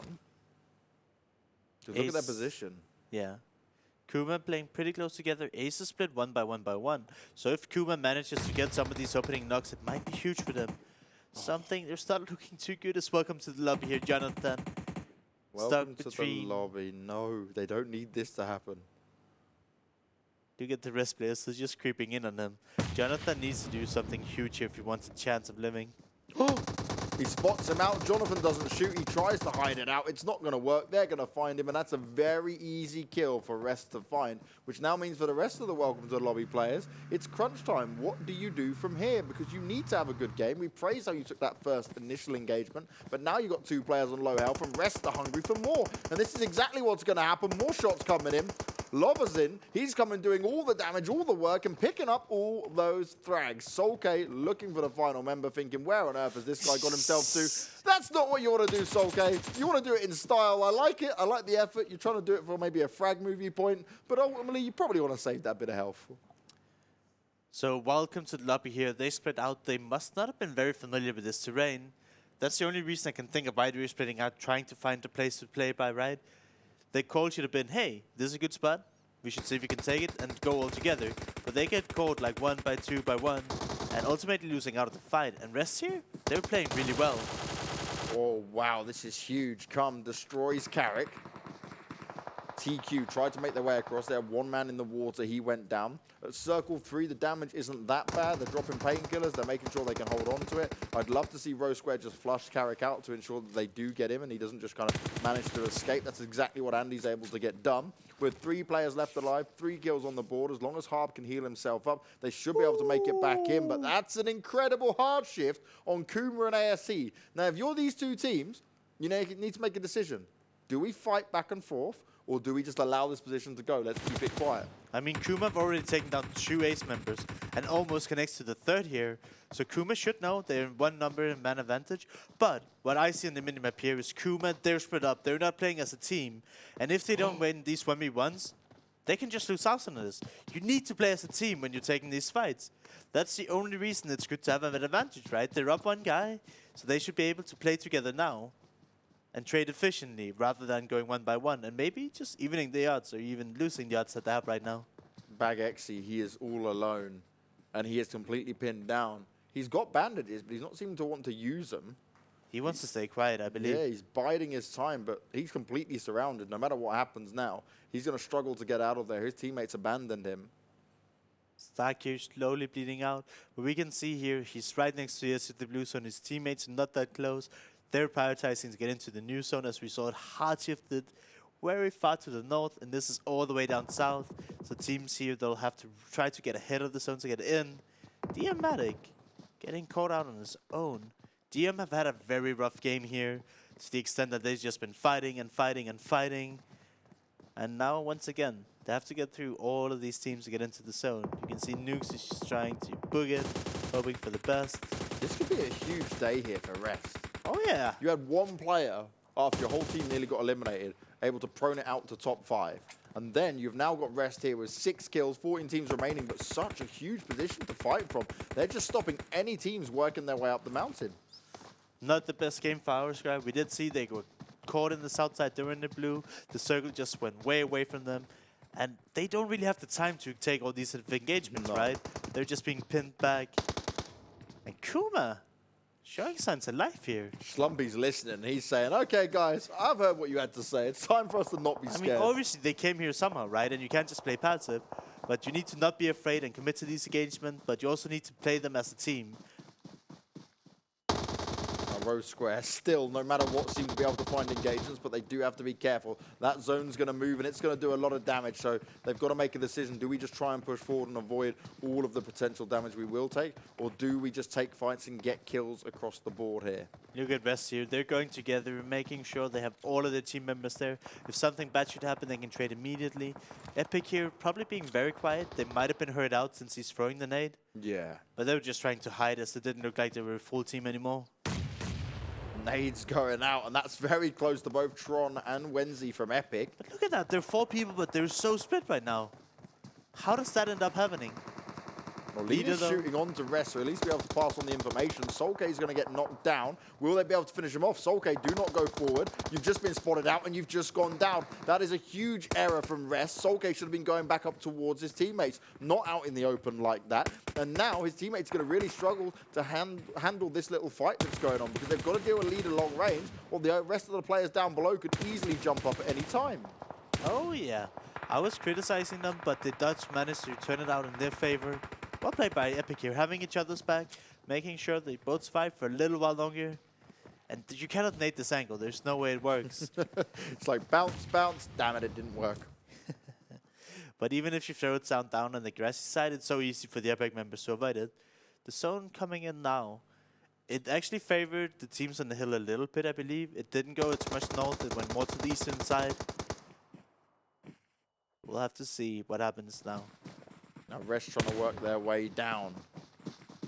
They're quite close to the circle. They should be able to make it, but they need to make the decision on which engagements they're going to take here. I need to see all of them just go and take the fight against Harb now and deal some serious damage. Anasar is going to really struggle. Instantly, he goes down. I want to point one thing out real quick. We have 11 teams, but only 22 people alive. So we're down to a bunch of solos, duos, trios, and all these teams are not very healthy. Harbour trying to hold on, but it's not going to work out. Long range, Rest is getting it done still. They're up at 10 kills now. TQ medding up, trying to push in, but it's this downhill fight or uphill fight for some teams that is going to be very hard. Wenzi, what are you going to do here? Look at all these solos. 9 teams, 17 alive. And it seems like a lot of the plan for these guys is just heal in the blue, stay alive as long as possible. If you die with 17 alive and you get 9th place, you're going to be very, very upset, James. You're like, whee! Baltazar trying to heal it. It's not going to work. OMGG are down. 8 teams remain. And this circle has been so rough. Look at how many teams have just had to drop down to their death and struggle to fight this out. And they're just literally healing in the open because there's no other option. Oh, yeah. If I'm Kuma now, or Magic, for example, I'm looking for these long-range fights. Are you out in the open? Cool, I'll pick you off, no problem. Wenzi finally dies out to the blue, and it's just a running game, the running simulator as it be. But the thing is, right, they've stayed in the blue for such a long time. Some of these teams might not expect that people would still be coming out. But I agree with you. Magic and the other teams that are healthy, they should be looking to get all these frags. And somehow these guys are just allowed to run in for free right now. Yeah, this is too much like space given to a lot of these teams. Do you remember M19? They lost 3 members in the first circle, and Lightning have somehow managed to creep in here to the center. Slumpy going long range. Are they on top of each other? Or just right next to each other? Kuma looking for a fight though once again. Slumpy, you give him an opportunity to play a long distance game and he's loving life. Gets the knock done, looking for more. It may be only 3 kills, but I'm just happy they're getting involved. They're not just wasting time and just sitting back as OBS get eliminated in 7. Epic are going to be close to going down as well. They need to be oh so cautious. So many solo players here just trying to hold on to life. We have 4 snakes, a 4-man team in Magic, and just 3 left from Kuma. And this zone here, probably favoring Magic the most in the terms that they have a few more buildings to work with, but it actually goes straight to Kuma. Kuma, this is your time to shine. You've got 3 players left alive. Play it smart, continue this kind of style, and you can get a win here, boys. Kuma, Kuma. I do like it though. They have 2 members towards where the solos are. Slumpy, he's holding his own, just making sure nobody creeps in. And all they have to do is just bide their time here, hope that maybe some of the solos will strike some fear into Magic, and then just pick off the leftovers, right? They don't need to do anything drastic to close out this game. They just need to not panic. I want to know if ASC and M19 are realizing how close they are to each other. Oh yeah, 100%. They both been moving around. Biggies is like, I'm right on the edge and I can't move from this building. Epic are now firing up against Magic. If a lot of teams challenge Magic here, it's going to be crazy. Lightning's having to jump up. He can hear what Kuma is shooting. Are they going to be aware? I think Ramon did just hear Lightning move around, so how are they going to try and challenge us together? To come out of this position is going to be very hard for Kuma, but they have luckily just got the edge of the circle. It's Magic who will have to move first. And PRZ, all in the back, is just literally causing such a nuisance for Magic because they're scared of what he can do from here as a solo player. Yep. Oh, Lightning, look at him. He's like, gonna be in the blue now, though. He has to move. Goes in for some shots. PRZ does go down to Magic, so they are able to deal with him. Biggies has gone as well, so now we're down to 3 teams. M19 Lightning, he's just looking to stay alive and hold on for as long as possible. He's ticking away so much damage. Tamsi jumps up with the spray. Ramon finds the one onto Master, though, which is huge. Lightning goes down as well, and Kuma, they are not done and dusted just yet. They're in it for sure. If you've seen the new circle update, it went to Kuma again. This is Kuma's game to win. If they lose this one, Master's down they as must well. have made There's no way he's being brought back up. Oh, that no. turns into a 3v3. And look at the zone. It's right on top of Kuma. They'll have this wall to work with as Magic just has to go closer and closer and closer. And this circle starts updating in 10 seconds. I want to see Kuma, especially Schlumpy just now, go out for these crazy shots. Ramon jumps up, he finds Sade, but that's an instant return as Fear looking for the refrag. More shots coming across. Slumpy hits the deck, and that's not what they would have wanted. The revives need to come in, but look at it. Magic Fear, he knows it's his time to strike. He's going to go for it, but he's going to take some circle damage. Tamsi, you should have the advantage here. He doesn't manage to get it done, though. Magic, some way, somehow, they managed to take the win, and Kuma let it slip once again. You're looking at my face. Kuma, the circle's gonna do the job for you. The only thing they have to do is not panic, not hesitate, wait for the blue to move them. But they overpeak. They stand out spraying the grass. I don't know why. All they have to do, wait for the zone, push Magic into them and kill them. They're literally gonna be funneled into them, but they just overpeak, spray into nothing, trying to guess where the last remaining Magic members are. Thing is, Tamsi was not taking any damage from the blue and still couldn't win out that fight. I was just a little bit scared of that. But I'd say the only player out of all of the Kuma players that should have been poking was Slumpy, who had the sniper to play with. He had the car, so he could have at least come in and done some pot shots, right? But he was the only one. Like you said, realistically, none of them should have been poking. So even that is just baffling. I think maybe they took our words too literally when we said fight constantly. Then they just went, oh, we'll fight all the time. So the ferocity of the bear was there, but it wasn't meant to be in the same way. It's a good position regardless, though. Second place is respectable, but in that position, that is your game to lose, and they lost it. They have the wall, they have the circle, and they just overpeak. Big, big, big mistake from Kuma. Hate to see it, James. Kuma, we're trying to help you guys out. We're trying to give that advice. But this game, honestly, Rosq, they played it so well. Yeah. They were managing to fight off everyone from the zone for the longest time possible. But ultimately, the circle shifted north just a few too many times for them and then go out a little bit earlier than they probably would have liked. But they had so many kills. As you can see here, they had 9, and they probably managed to get a few more. Ending it on 10. That's impressive. This last bit, oh, it was so rough to watch. You can even see him there, like he panicked so much that he was just moving and moving and moving. And we all Spray know and that pray, running around, not what if you you're wanna running see. while you're spraying, you're not going to hit anything. If he just stood still, aimed, and shot, he would have won that fight 10 out of 10 times. Sometimes that's just the way the cookie crumbles, and the fact they only got 4 kills sees them only with 26 points. A big help for them, though, to jump further up the scoreboards. Magic are going to be loving life, though. Out of nowhere, they started off the game strong overall. They got that initial pick that you saw on the highlights, and now they've been able to continue it through. And I honestly, when you looked at this has been a crazy game. The circles were hard. Yes, it did benefit Kuma, but Magic, they had to rotate into that, and they still managed to do it. Hats off to them. M19, winner of the first game, now getting a 3rd place, even though I believe it was Welcome to the Lobby that took out 3 members from them, like right at the beginning of the game almost. Lightning was just like, okay, I'll just wait it out as much as possible. And we see some new teams showing up. I mean, obviously, Rosq off the back of their 10 kills, they managed to sneak their way into the top 6. Only 6 huge. placement Like, points. look at all the placement Yeah. points. They're like so little in comparison, but yet still in 6th place. But a lot of our top contenders here actually didn't show up in Sanhok. yeah. So we're seeing some new names, and that's huge for them, right? I think this one definitely came down to how that circle was just such a rough shift because Yeah. it went all the way over towards the west and then went all the way up to the north, and it was like, what do we do here? How do we even deal with this? But I mean, a lot of our top teams, right, they've already secured up a lot of points. So I'm Yeah. happy to see some of the new teams being able to get up points, especially our boys in Kuma, which we were pointing out. They need the points. By the way, when we keep saying our boys from Kuma, we have no investment in this team. We're already have a invested bit in of the fun. story that we Yeah. have with them. We've made this crazy story for Kuma of the fact that in the group stages, they made some interesting rotations. They've improved as a team, and they are learning as they go, but also they're a fun bunch of guys. Now, when we look at the standings, Kuma see themselves now into 14th place, but look how many of these teams, DMStorm, FeelThePain, teams are catching up with you guys, and they've still got 2 more games to play. To be fair, I believe Kuma was almost all the way at the bottom, and Yeah. they managed to get the way up to 14. It's good. They need to keep this up. One more good EpicGang. placement's nice.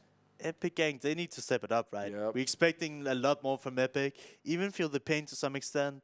And Obstruction, I mean, they had a really good first week in the group stages, but the second week was really lackluster for them. So they need to find a way to be more consistent, so they don't just have a few explosive games that will like explode and jump shoot them them up up. the leaderboard, Yep. and then like slowly fall down again. Now, when we look at the actual top of the scoreboards, both Welcome to the Lobby and Ultra went out early on, so They no all went out shift early in on. there, which is just going to mean that Rest has crept their way into top 8, and actually not that far away from jumping up quite a few places ahead of them. Rosq still within it as well, but with 2 more games to play, maybe what I said for Welcome to the Lobby and Ultra being in 1st and 2nd might not actually be possible unless they step it up on Erangel. What position was M19 in? Because they had 2 really good games today now, and I don't see them in the top 8. Do you remember what spot they're in? I think they were just outside like 9th or 10th. Okay, so they're very they close on it. obviously needed the punch coming into today. Yeah. Good for them. It But does happen sometimes the Right. way they would want it. Now we're comparing FromHell and Team Unique once again. Realistically, the same thing to say. They were just finding out these 2 teams aren't actually within the lobby we were looking at the moment. So there's nothing really to say on this. We just leave it be. We can just stay there. Nice graphic. Pretty. I mean, we do know that some of these teams, right, are only 20 points away from taking over them, and they Yeah. have 2 more games. Getting 20 plus points in 2 games is not that hard. So even though they're in 2nd and 3rd place right now, they're probably pretty close to being overrun by our lobby B and C teams. Oh, yes. And that's where they're going to sit there and think, going into the next week, we need to deliver to a different standard. And I have to keep coming back and say it, mate. There are many teams that need to adjust quicker than what they are at the moment. This is the 3rd week now. This is the last day of the 3rd week even. You should have been working non-stop on trying to improve it, especially if you want your chances to make it forward to the next stages. Oh, yeah. And we have seen some teams improve, especially today. M19 is probably the biggest one, right? Yeah. They found themselves pretty low in the standings. They managed to get a 1st place now and a 3rd place, even salvaging some games. So very much we need a point for them. We do see Kuma. They've crept out. They're not in the eliminations right now, but they're making so many mistakes. And I would say they're like fundamental basic mistakes of just like the blue's coming in. We just need to make sure that we keep our spot, let the blue do its job, and then actually close out some games. So if they can just work on like basic stuff, they have a good chance of making it through, right?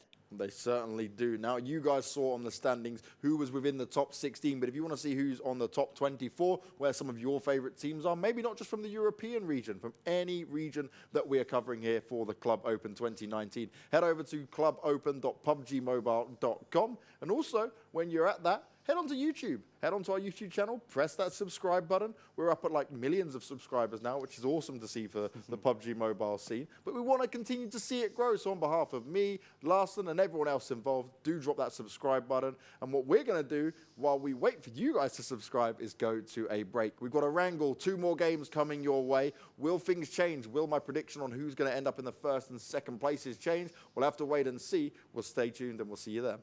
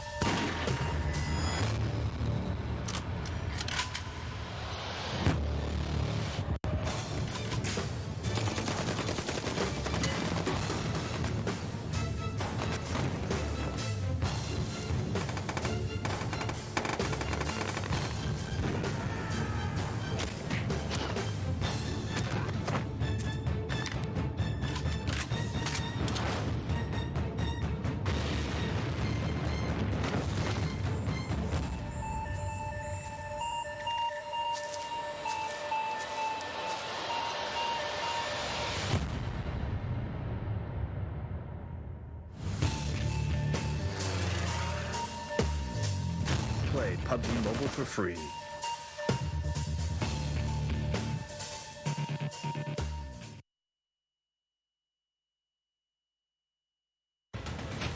Zombie, Darkest Night, the newest mode in the zombie universe is here. This time, the rules are different.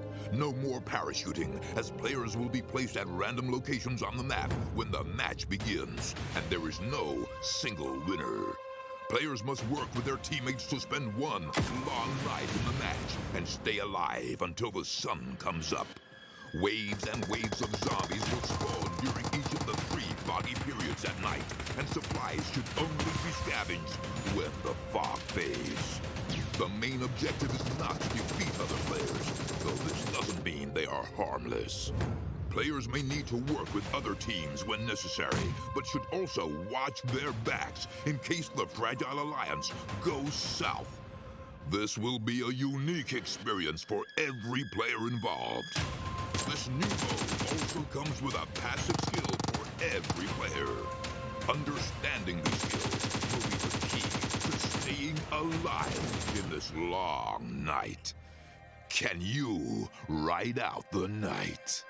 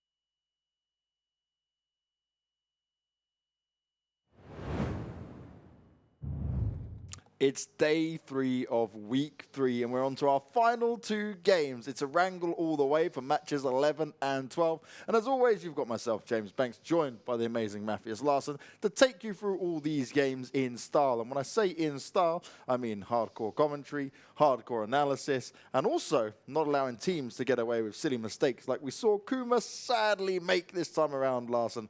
That little ending we had there on Sanhok. And honestly, we've been gifted some beautiful games today, right? Oh, yeah, Crazy definitely. endings, a lot of fun, and you can see there our previous winners, M19 on Vikendi, Magic on Sanhok, and Magic probably even themselves were thinking, how the hell did we get away with getting that game? Yeah, I almost don't want to talk about it. You know, You're so usually upset. the way you can deal with depression is just forget about it. And I mean, the only thing to say, right? Yeah. Kuma, they jumped the gun. Yep. They were like probably too excited. They had the zone, they had the wall, and like, ha, we got this. But the way you have it is literally just wait for the blue to move. Yep. Push the Magic members into you. They have to stand up. They have to make movement. And then you can just pop shots at them. But if you keep keeping the same spot on the wall over and over again, you're so easy to pre-fire. And that's why you saw 2 Kuma members go down at the exact same time and then just lose the game. Now you can look at our overall standings as they are at the moment. And overall, it is still Avangar, FromHell, Team Unique right up there. Welcome to the lobby in Ultra. Had a couple of rough games, in all honesty, on how they normally play. But they've got this chance now on Erangel to solidify themselves. Now, Ultra, they won't have to battle off against as many teams this time as they have in their previous groups, especially for the zones they want to take and how they want to do it. Welcome to the lobby. This is where we've seen them play at their best. But I'm scared because we do see this, that some teams have games where it's just not looking too good, right? They have days where it's like they're not performing up to standard. I hope that isn't the case for these guys, because otherwise it does become that worrying factor where we say, all right, guys, yeah, maybe letting this drop just a little bit too much now. But that's the thing, right? I can speak from personal experience. When you're playing from behind, you're just like, you got nothing to lose. You're just going to take all the chances. You're going to make all these crazy plays. You're going to look amazing. And then sometimes when we play ahead, we're not very used to it because it's just like, then you're like, hey, now we got to preserve what we have. We got to, like, if we just play it safe, we make it through, blah, blah, blah. Yeah.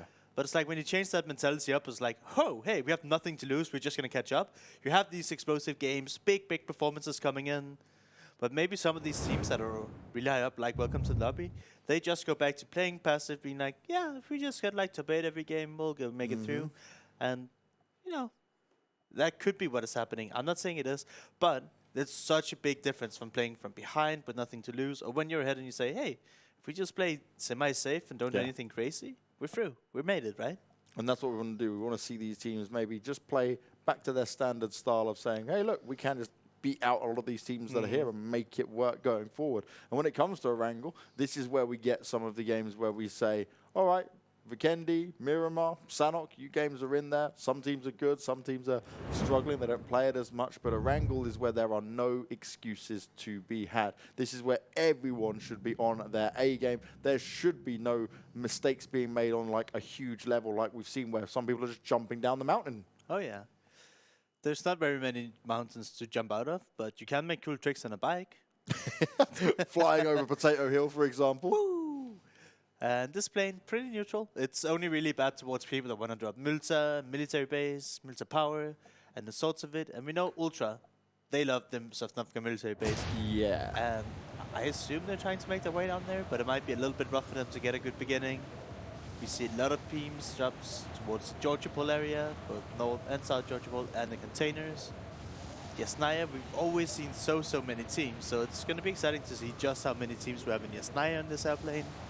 Pachinki is also heavily contested. TQ seems like they're going to take Primos for themselves, and they're going to have that. OBS, they're all in the hospital. 4 guys looting the hospital doesn't seem super efficient to me. No, not quite. Especially when it looks like... I'm a little bit confused looking at this minimap, right? Yeah, It looks like Rest and... like, look at Rest and OBS. Are they 8 people in the hospital right now while there's nobody inside South Georgia Pole? Surely not. Because Surely OMGG is... I want to say North Georgia Pole. Okay, and then Rest are in containers, possibly. And then OBS is in the hospital. I think that's what's going down. It's just hard for me to see. Well, welcome to the lobby. Battling off against Ultra already. over in Pachinki. Some long distance damage being done, but no knocks to be had just yet by the looks of it. He was trying to get Oh, Stark was knocked, okay. I think they want to go to the melee base, and that's why the entire rest of the team is in vehicles, and he somehow landed in Pachinki with welcome to the lobby. We were confused as well, because when you looked at the map, you just saw them. They were very split up, and it was like, okay, you want vehicles, but you've still got to land in somewhat together and maybe back each other up. But Ultra, this is not the start they would have wanted at all. The rest of them got vehicles. Yes, they will probably go to military base and take the spots to play off of here. But welcome to the lobby. You can at least sit there and say, hey, 1 kill, 1 extra point. Let's start Erangel the way we mean to continue it. This is also very unique, right? I think it's one of the first games where we've only seen one team in Pachinki itself. And welcome to the lobby. Must have fought off some other teams since they're obviously scared of going over there. And like we said, rest, they're chilling in the containers. We know that pretty much every game they've played thus far, they've always taken the containers, no matter how bad the airplane is. They're like, yeah, we'll sacrifice some time to go loot here. This is our home. You guys can stay away. And remember, there was in the group stages a team that kept challenging rest over and over again. I believe it was FeelThePain, perhaps. And they were just like causing each other such a problem. One team would win one time, one team would win the next time. There was no consistency there because it just came down to who could hit the shots at that moment. Oh, I didn't see that Ace was inside Georgiabo, so there's so many teams around this area. And getting vehicles and making these rotations might actually be really, really rough, just depending on the timings, right? Romania here, they're looting school and apartments. Really powerful spot, pretty center in the zone. You can always go there with airplanes. So we'll see if they can transition their early loot spot into a good advantage for them in the later stages of the game. Above them in Rosq, we saw DM19, OMGG there in North Georgiabo. We can see the zone here. Judging from this, it's kind of like in the center, probably a little bit to the northwest. Gonna have quite a bit north side, but probably primarily south side here. Oh, Kuma, no! Not again. Ramon's been found all alone. From what we can see on the minimap, his other teammates are coming to the rescue, but they might be a little bit too late or too far away, potentially. Ramon taking further bullets. He's trying to hide behind the car. Dark Angel's looking for the option to take him down. And he will fall to Grozny in the end, so B13, an easy free kill for them. So basically, Kuma thus far, they've been uncontested in Milta. So it might be the first time that they're seeing B13 here. But since Avangar is not in the lobby, they've been able to loot Milta Power. Yeah. But imagine if B13, Avangar, and Kuma is in, then there's going to be some issues starting around Milta and Milta Power. Yeah, that would be a very interesting battle because none of them would get the loot they wanted. No one would have everything they require to fight this off. And then it would be down to who gets the better option or the opportunity to take that fight at the time. And this was not like a hot drop to any of the margin because the plane wasn't even good for Milta Power. So these teams, they've landed for vehicles and then driven over there. So interesting to see that. I can't remember, but B13 might have always landed in Milta Power, or Milta itself, sorry, but I've only ever seen Kuma land there. So maybe they just haven't clashed that much together in the group stages. Magic Master, he's looking to start strong again. How much damage can he get done? He's trying to make it work. He's got the beautiful VSS in his hand, but he's not able to connect all the shots as BML will run away. Yeah, the only reason why I didn't kill them all right there was because he didn't have an extender mag. Extender mag makes the VSS so much better, right? There we go. You understand perfectly. Okay, to be fair, the VSS against vehicles, 9mm bullets is probably not the best thing to shoot. Yeah. Just because subsonic 9mm rounds, they tend to travel very, very slow in comparison to 5.56 rounds. But if you're me, I just believe in the VSS like a fool in every situation. But in all honesty, a lot of mobile players do use the VSS. We still see it manage to get all the way across. But if you're me, you analyze stuff, and 9mm subsonic rounds, they're very, very slow and weak in comparison to 5.56. So shooting at vehicles, I wouldn't recommend using the VSS if you do have an assault rifle. Killing my hopes and dreams there. What? The VSS can't be the best for everything. It is the ultimate weapon of the ultimate players for the ultimate game, PUBG Mobile. Larson's just face-palmed. He wants to run away from me right now. I agree. The VSS is the greatest, guys. There we go. To make it clear, the VSS is a great gun for me personally. It's not the greatest gun for everyone, and everything Larson has just said is completely true when it comes down to it. And what might be completely true is Magic looking for an opportunity to take a potential, not back-to-back wins, but just back-to-back solid placements here as they're already within the circle. They've got a good position to play off, and they started off with that nice early kill for themselves. These zone teams were split between the river to the north and to the south side. So the south side has a lot of compounds, has a lot of terrain to play from. But if you go up to the north, just northern area here between Severnia and Yasnaya, it's also open. You barely have anything to play from. So there's a lot of diversity in the zone, just depending on where the next couple of circles is gonna go. Yeah. And personally, that the severity ending, I hate it just because there's so few spots to play. It's just, I mean, this Erangel is really, really balanced, but that is one of the areas where it's so scarce that you just can't play basically anywhere unless you have a compound. Now Epic, they got away with a lot of kills on the previous game in Sanhok. Now here, when we look at what they can do this time around, they're going to be looking for the placement points alongside it. They're going to want to step things up as Rosq jumping straight into Magic. Ray's going to get knocked down and Master's backed away. This is an interesting breach. It was a 2v2 split into it. A lot of damage being done. Ray's just eliminated instantly. And Master said, I'm running. I don't want to take this fight. I haven't got my teammates close by. And Rosq have full control of everything that is going on.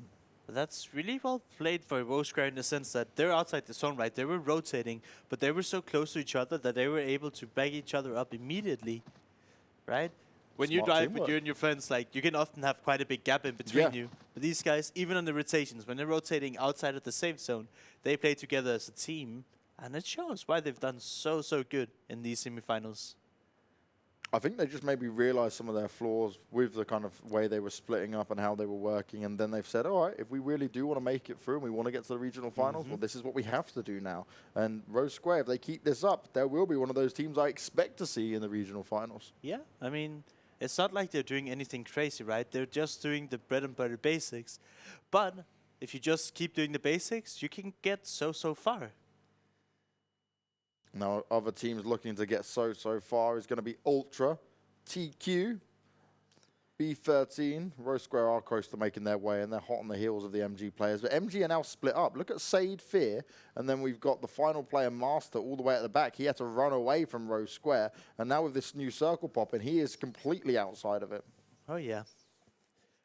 Very interesting here that they didn't manage to group up because the playing was good for them, right?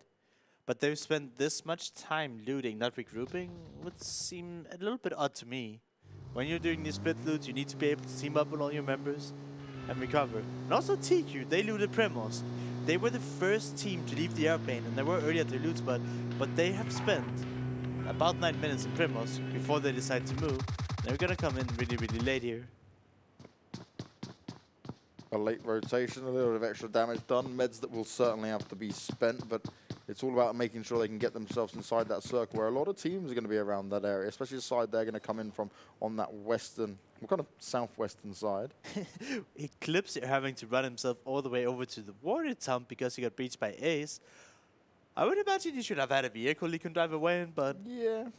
he made it escape. Safe and sound. DM here. They landed in Rosq. What I would like to see here, which just might be a little bit greedy, is you can split these compounds, maybe 2 and 2, and then you can take a little bit more control over the zone. But opting to play it safe, that compound they're in, it is very big, it's very hard to hold, even with 4 people. There's a lot of angles where you can get breached from.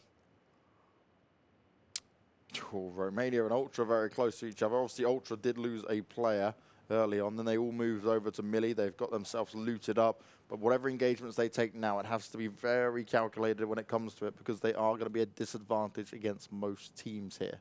But overall, they've got themselves in a very central position, which means depending on unless we get a hard shift to one direction, they will most likely stay at least within or close to the circle. Oh yeah, and a lot of these teams, they're just going to be okay with wherever they're given, right?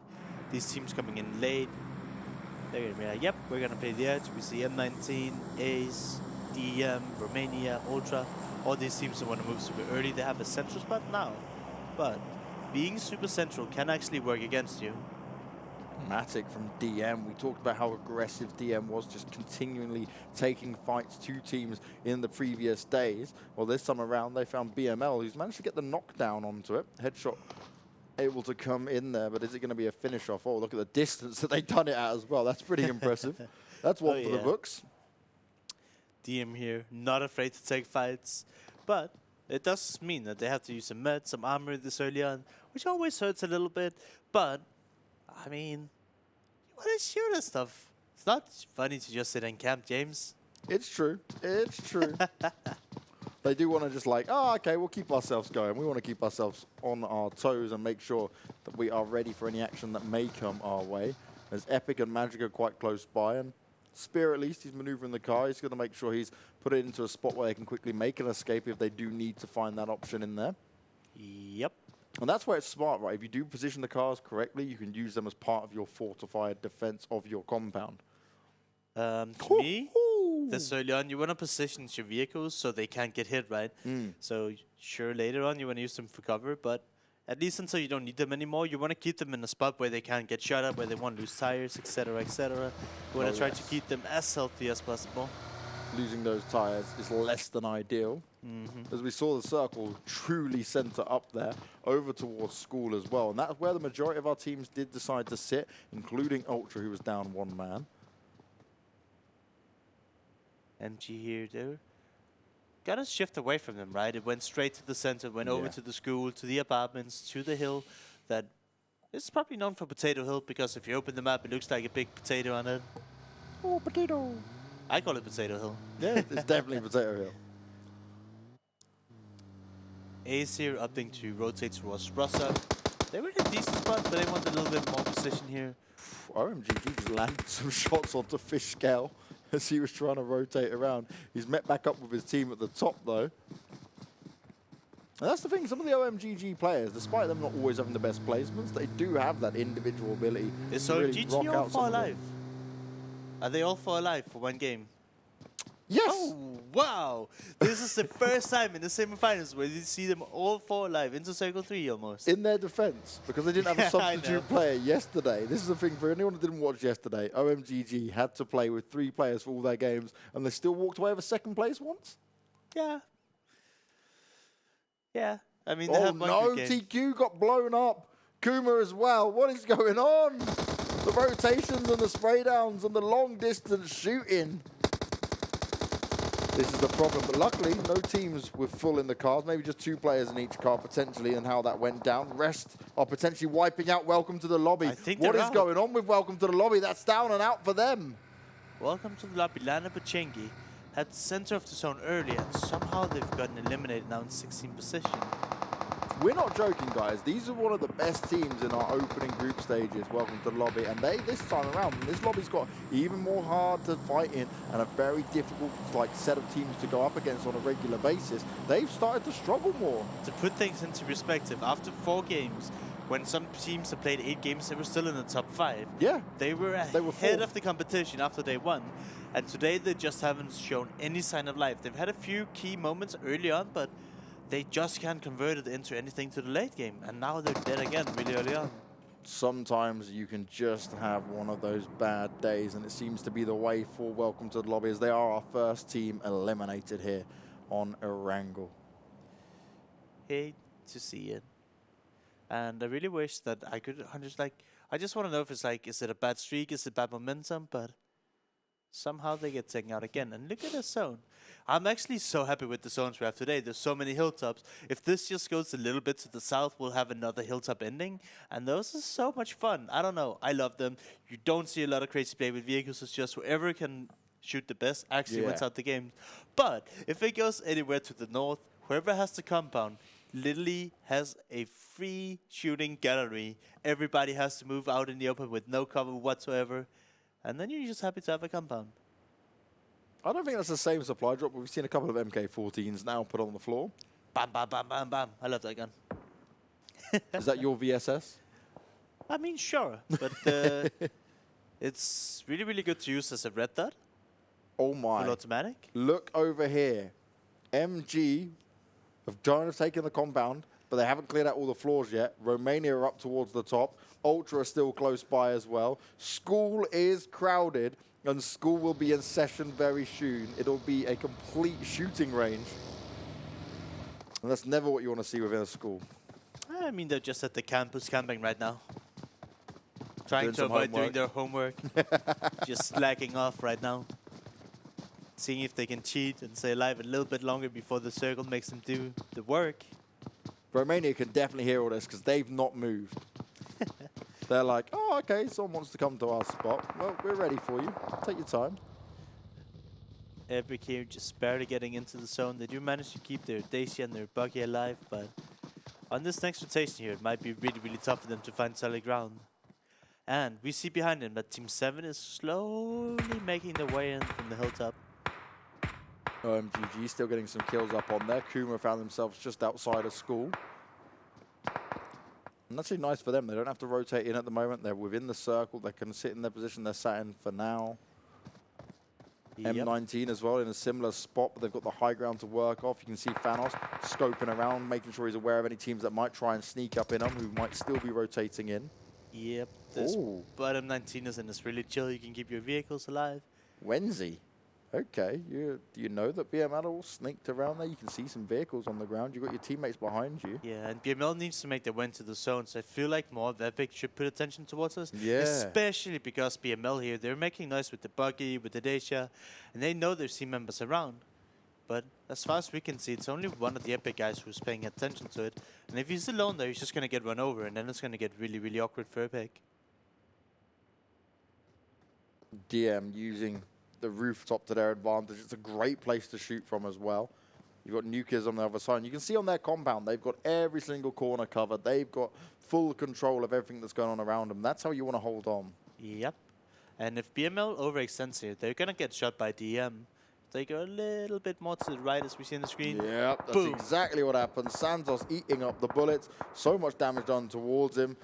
Couldn't get the final shot to connect, but he's taken a lot of damage. Wenzy's trying to be flushed out by the grenades that are going off towards him. He will find himself knocked down by DM, though. The DM actually helping out the players of BML, who they already started to shoot at. Now the circle's doing damage, and they're just having to push forward. Spraying it out twice, tries to come in with a bit of a chance, but DM are going to find him, knock him down to the ground. And Epic, they are just thinking, oh, well, this were our kills. But no, DM are able to do both teams no service at all here. And once again, right, we see BML, they were waiting until they were in the blue. They could have made this move 1 minute, 2 minutes ago. Yeah. They could have fought Epic straight up, but they wait till they get pushed to the blue, they don't make a decision, and that ends up costing them, right? They had no chance of ever getting in because they were fighting in the blue. Costly mistakes that I'm sure they'll learn from as Rosq meet into OMGG, who have got a bit of cover here from their vehicle in the trees nearby. Styx is just out in the open, and this is a shooting gallery. All four players going for the shots, constantly trying to hit them, but they're not managing to get any further knocks just yet. They're looking for it. That res could come back in. More damage being done there as OMGG. They don't seem to want to hold back just yet, but they do now need to move into this circle. I feel like they might move in too fast. And when you're in the forest side like this, you can take your time with doing it. But look at this. Barely any of the apartments are in right now. It's just one, maybe a quarter of the other one. And all these teams are clashing right now. How many? Okay, let's take a bet real quick. How many teams can be in one apartment, James? Well, I'd say 4. There's a lot of them here at the moment. There's a lot of footsteps Ultra are going to be hearing. ASC are ready for him to push down, but where do you go? Where do you turn from here? We saw one of the Kuma players get knocked down, as I believe they're just on the very edge of the circle, but they should be able to bring him back up. But this is just a waiting game. Who's going to make the first mistake? Who's going to get pushed out the circle and have to leave their position? Everyone but Ultra and Ace right now have to make a move. So this is going to be bonkers. Another team that are trying to make a move was OBS here, so I believe they're pretty eliminated. OMGG, they're trying to push onto the compound. B13 is having none of it.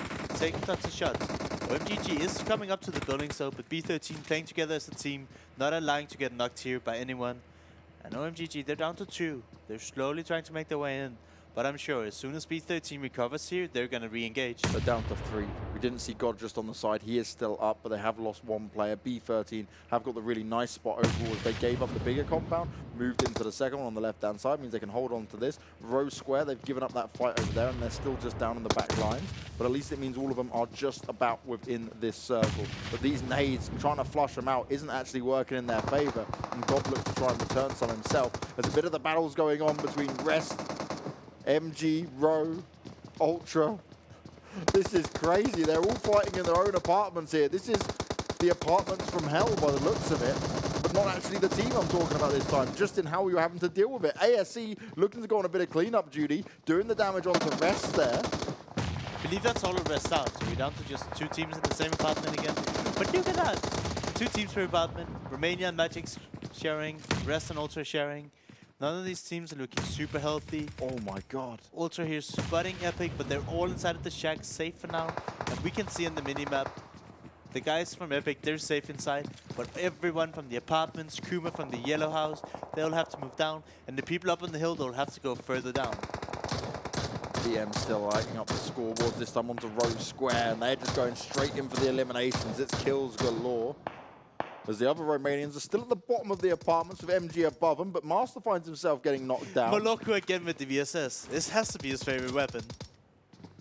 Every game we see him using it. Moloko, you are my brother in arms. You are my VSS buddy. I'd like to see you get some more kills on the board. You have one already. As Roji's moved his way up here onto Epic. If he comes in blasted, that's exactly what he looks to do. Straight clean up for him, but he also gets tagged up. That's less than ideal. He gets found out by Ultra. Everybody here is being funneled out. Magic do take down Romania, but now Ultra has to get out. Ace is also trying to snake their way in. Ultra taking shots onto Magic here, and I believe eliminates them in a 9th position. Ace here taking shots onto Ultra, and actually managed to get all of them. Ace, the last remaining survivor from his team and from that entire warfare at the apartments. Bagexy is going to be that solo hero for his team. Kuma still have one player in it as well. It's Tabsy in the back lines, but he is just outside of the circle, I believe, so he should be able to make his way in. He's actually taking shots onto DM here. That's not a team I want to challenge from afar. It's DM. All I've seen from them is kills, kills, kills, and they are currently up at 12. Yeah, they've been able to just sit down here, hold their position, and they now control the entire north side of the zone, besides just the one solo player left from Arrow Square. You said you like these hilltop endings, so it's kind of leading towards ending on a slide down of it as well. But this is what we said, right? DM, they're a team that loves to fight. And look at them. They have control over the entire high ground, and they're just fragging out. Tabsy, no. Oh my god. No. Keep going, keep going. You're A not little in bit yet, further, Tabsy. bro. No, come on. Go. No. Tabsy! Ah! What is the... Oh, that's last one hitting the desk. Two games in a row, mate. It's basics. Don't die in the blue. Oh, man. The thing is, it wasn't like he just ran into the blue to let himself not be killed by someone. He was actually trying to stay within it and still failed. Oh, my man. It's well, not they what you do wanna manage see. to get top 6, and probably with a few kills, but Kuma, you can't mess up the basics. We have M19 with 4 players and 2 kills. 99 with 4 players and 12 kills. Ace with 6 kills and 1 player left alive. Rosq with 4 kills and 1 player left alive. OMG with 5 kills and 1 player left alive. These guys have wiped out most of the lobby, but who's going to come out on top? Rosie's trying to hang strong, and it's amazing that M19 have still managed to keep this many players left alive, because they seem to have been in many engagements where it didn't look strong for them. Oh yeah. We do see the snakes here from Baxi and Andy. They just want to stay alive, so this is probably going to go down between M19 and DM here. And maybe, just maybe, it looks like the snakes are closer to ambushing M19 than anyone else. Even the supply drop's slowly snaking down the hill. But what we can see in the map here is M19, they do have the zone, so they're spreading out now, trying to deny any of the other team's entrance. Oh no. Wow, the spray coming out from Andy. He gets 1 knock, but he's instantly finished off by Matic. But Thanos will pick up Warfarin, which puts DM at a bit of a disadvantage to play with here. They've got rocks for cover, but they're going to struggle to push out. Roji is low on health. Can they pick him off? Thanos finds himself knocked on the floor. And this is where DM reigns supreme. This is where they feel most comfortable having to take these fights. And the fact that Nukas is going to be able to get this would be huge. OMGG still out in the end. He's definitely not going to step up and challenge it. But in the meantime, this is all fresh level 3 gear coming into his hands. DM is still not inside of the zone. They're trying to make their way in. We see Nukes connecting the shots, but it's Noodle 3-step. He didn't pick up an accurate gun. Medic, with the help of his teammates, he's pushing closer. Almost gets taken down. But he's stopping Salka from pushing forward, and he was trying to stop the rest. They do manage to get the rest going here, as Lightning is picking up Thanos with the help of smoke grenades. But you can see DM, they're trying to take more and more ground. Oh no, OMGG's been found and Roji's the one to get it done. All the players of M19 have been res back up. but they are heavily under pressure. Matic's going to be found out in the open. Nolly's the next one to nearly get sprayed down, but he's able to hold strong and fire back. The refrag comes in, but the revives are going to be problematic. Sorka going in for it. Nukas has done a little bit of damage off towards him. He's low on health, and instantly a very quick play coming out from Sorka, and what an impeccable play from M19. They take the win, the confidence is there, and despite not having anywhere close to the amount of kills as DM, they bided their time and they made it work, Larson. First, second place for M19 today. They have showed up to play. And they know that they're saying, it didn't look like we were going to regionals. Now we're making it very likely that we can get to regionals. Yes, there's still plenty of games to be played. We're just going to be at the halfway mark at the end of today. But M19, they came to play, and they came to play today in a big way. Oh, yeah. But again, they were a little bit quiet today, showing up on Erangel like they always do. I don't know how many kills they ended up with, but a second place for them. OMGG, they need all the points they can get. They do manage to get third place, but it's a snake performance. They don't have a lot of kills. Yep, and that's the same old for OMGG. That's the way they seem to get it done, but it kind of worked for them. Tabsy, I got to say, my brother, we love you. We give a lot of praise to when you guys can try and work it out, but we're also going to be hard on you when you do things like that. 2 games in a row where you could have had better placements, and you just dropped the ball at the last minute. I mean, to be fair, even here, right, there's no guarantee that Tabsy from Kuma would have gotten a higher placement, but denying a point here to the blue, which he didn't do intentionally, but even if he did it intentionally, would have been bad, right? Yeah. I would rather see him try and go for it than what he just did at the end, and it didn't work out. But the worst thing was he was trying, but he failed at it. It's, tough to see, right? Now for DM, they would have been so confident to have this, but I think when they lost Warfarin, where OMGG managed to knock him down and finish him off in the end, that was the big loss for them. But even then, DM99 still only 1 point behind M19 just because the sheer amount of kills they managed to get. OMGG are going to be happy with the 24. Kuma again, though, that's 2 games within the top 8 overall. So they're going to be sat there thinking, all right, we'll accept this. So I think it's been 2 games within top 8 and a second place now for Kuma. That's a big day for them in comparison to what we saw previously. Rosq manages to sneak their way into the top 5 yet again. As per usual. Oh, yeah. And DM99, they needed this, right? Yeah. To solidify their spot. They were a little bit below the other people from the group B and group C in the tops in terms of like top 5. But now they're closing up. They're going to be maybe even ahead of them. And I believe with this, M19, there's no way they're not in the overall top 8 as well. And this is where it's scary for a team like Welcome to the Lobby, because overall, they are not now in a position where they can sit there and say, well, how are we fighting this out going forward? Because, yes, they've still sat in 4th place, but we were saying it. I openly said they're probably going to be #1 again because all they need is 1 good game. Well, so far, they've had 3 pretty rough games. And we only have 1 remaining, Larson. I'm a little bit worried for them. Yep. And what I'm looking at here is like the bottom teams. We look at Queso, Ace, Kuma, FeelThePain. It's like 10 points, which is like so one close. bad game and you're out of it. Yep. Luckily, they have 9 more games to play, some of these teams. Oh my God. DM99 have risen to 2nd place now from 5th. M19 from what, 8th or 7th have gone to 3rd? No. They weren't. They weren't in the top 8. They were below. They were probably 9th or 10th. What? That's ridiculous. That is actually ludicrous. So that's super good. That just proves how 1 good day can change everything around for you. And Welcome to the Lobby now in 8th place are going to be sat there thinking, okay, the sweat's starting to show, boys. But we can also see how close it is. Welcome to the Lobby, 8th spot, 134 points. Avangar number 1, 160 points. It's 26 points, splitting apart number 1 and number 8. And all that is literally 1 good game, and it will be theirs to walk away with. Fun times being had by a lot of these teams, but I got to say straight off the bat is, welcome to the lobby. We praised you so much, but what has happened now when it came to these final games today? Because I'm looking at them and thinking, you were okay. You were supposed to be number 1, and now you're down right at the bottom of the top 8. This is not what we expected from these guys.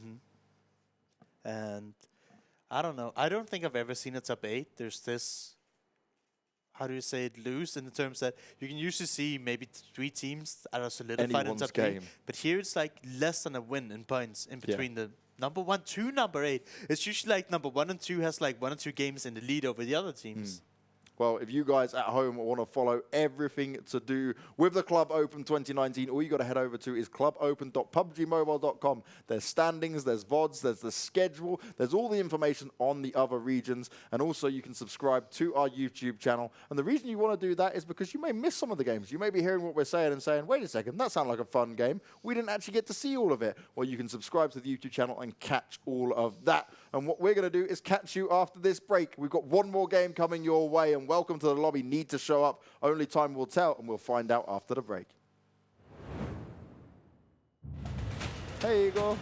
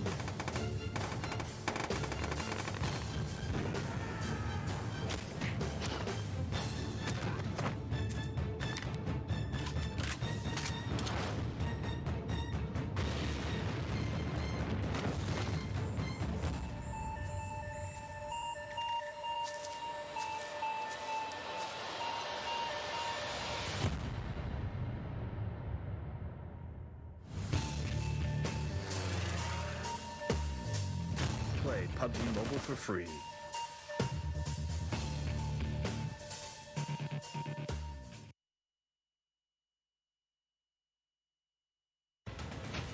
Zombie, Darkest Night, the newest mode in the zombie universe, is here.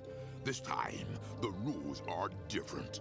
No more parachuting, as players will be placed at random locations on the map when the match begins, and there is no single winner. Players must work with their teammates to spend one long night in the match and stay alive until the sun comes up.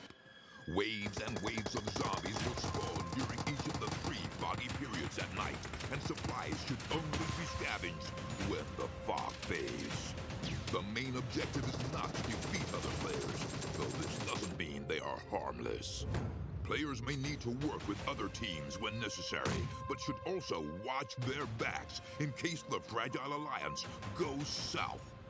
This will be a unique experience for every player involved.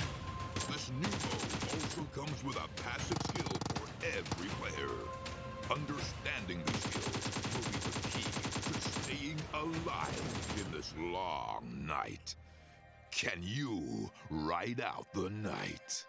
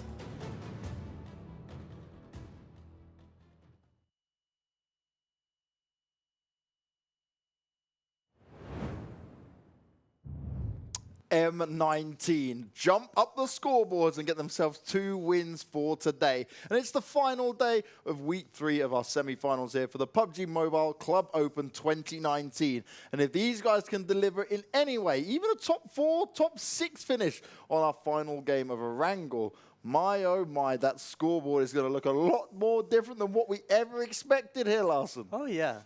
And I said this right before the break.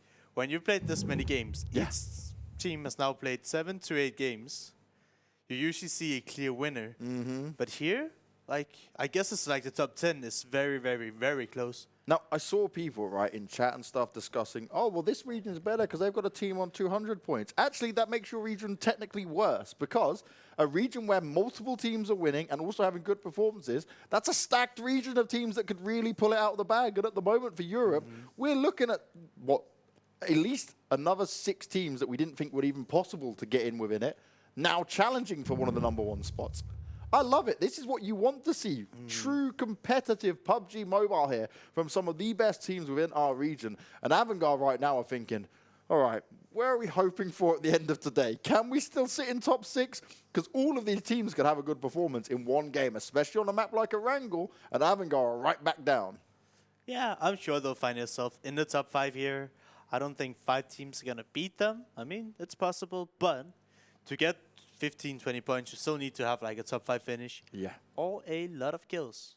And a team that does love to get a lot of kills is Deformia Meditari 99. Those guys are racking up the scoreboards in multiple games. Super hyper-aggressive plays from them and a very interesting style. Yes, they didn't get the win, but they just always seem to be engaging with teams. Now, Magic got themselves up to 10th spot now. Had a couple of good games coming out from them overall. Kuma find themselves within the top 16, which is the dream for them, especially with how things started. And if they can have one more game here, like you said, just to how close these points are, they could be in a very good spot heading into week 4. And also, I know, Kuma, you guys watched our VODs because you're always tweeting at us and letting us know. So I think that if Kuma can just take in some of the advice that Larson gives, not so much me, Larson's the smart one, I just meme about the VSS. I mean, what if you have them all for use VSS and see how it goes? Kuma, please, one day, maybe just everyone VSS. Once you've 100% qualified, 4 players, 4 VSSs, and I guarantee you win. But I just looked at the leaderboard, right? Number 9, Rest, had 119 points. And the first place has 160. That's only 40 points. That's a win and 10 kills. Easily. Between 9th to 1st. Having this close of a group is unheard of, right? No, it is a very different situation than we didn't see it in the group stages, right? We saw it close, like on that end kind of portion of it. But remember when we were literally trying to calculate it all at the very end of group stages. But here at the top, it was like, yep. And now it's all flipped on its head. And you have a good point, right? You said if one team had like 200 plus now, they would just be the best in the region. Yeah. But what we've seen, right, I feel like a lot of these teams that are on the top 8 right now, they've actually played pretty well. And they haven't had that many bad games in these 8 games. They maybe had 1 or 2 bad games. Yeah. But they're still right up there. So I just think, as you said, the competition in these top 8, even top 9 now, is actually crazy. And this is where the format is something that I'm really a big fan of and I think could be applied to every level of PUBG, not just PUBG Mobile, because yes, okay, the kill points and the placement points we thought would work out in an interesting way. Yeah. But what we have certainly seen is that actually having Group A play Group B and then Group A play Group C and do it this style has been very interesting in seeing how teams adapt and how they work their way in, because every time is not a safe spot or a safe drop, and it forces them to do the research. Because remember, when you get a lobby where it's just 16 teams and they play 20 matches back to back, eventually they're just like, cool, this is our spot, this is your spot, this is our spot, blah, blah, blah. And it just kind of works out, and then you just base it off of the circles. Here, we get a lot of interesting moves, and also the PUBG Mobile players, as I keep saying, they every now and again decide to turn into this position where they say, this plane doesn't look so good, we're going to move our zone and we're going to drop over here. Yeah, very similar plane to the first one. Might be a slight bit more north. We'll have to see. Probably going to be for 5 teams in the Georgia area again. Hopefully Ultra can get out with all 4 people alive and not randomly drop towards Vikendi alone. Mr. Stark, I believe it was. TQ are going towards Rosq. BML is following close behind them. DM, they'll probably go to Rosq again. We'll see Romania around the school area. And wait, look at this, James. On the western side, BML is in not Georgia Pole, but also at the west coast down south. So BML is doing a big split here. I don't know why, but they're doing it. So Hopefully, Ultra. and look at Santos. BML, he's landing in Yasnaya now. They're literally split across the entire map.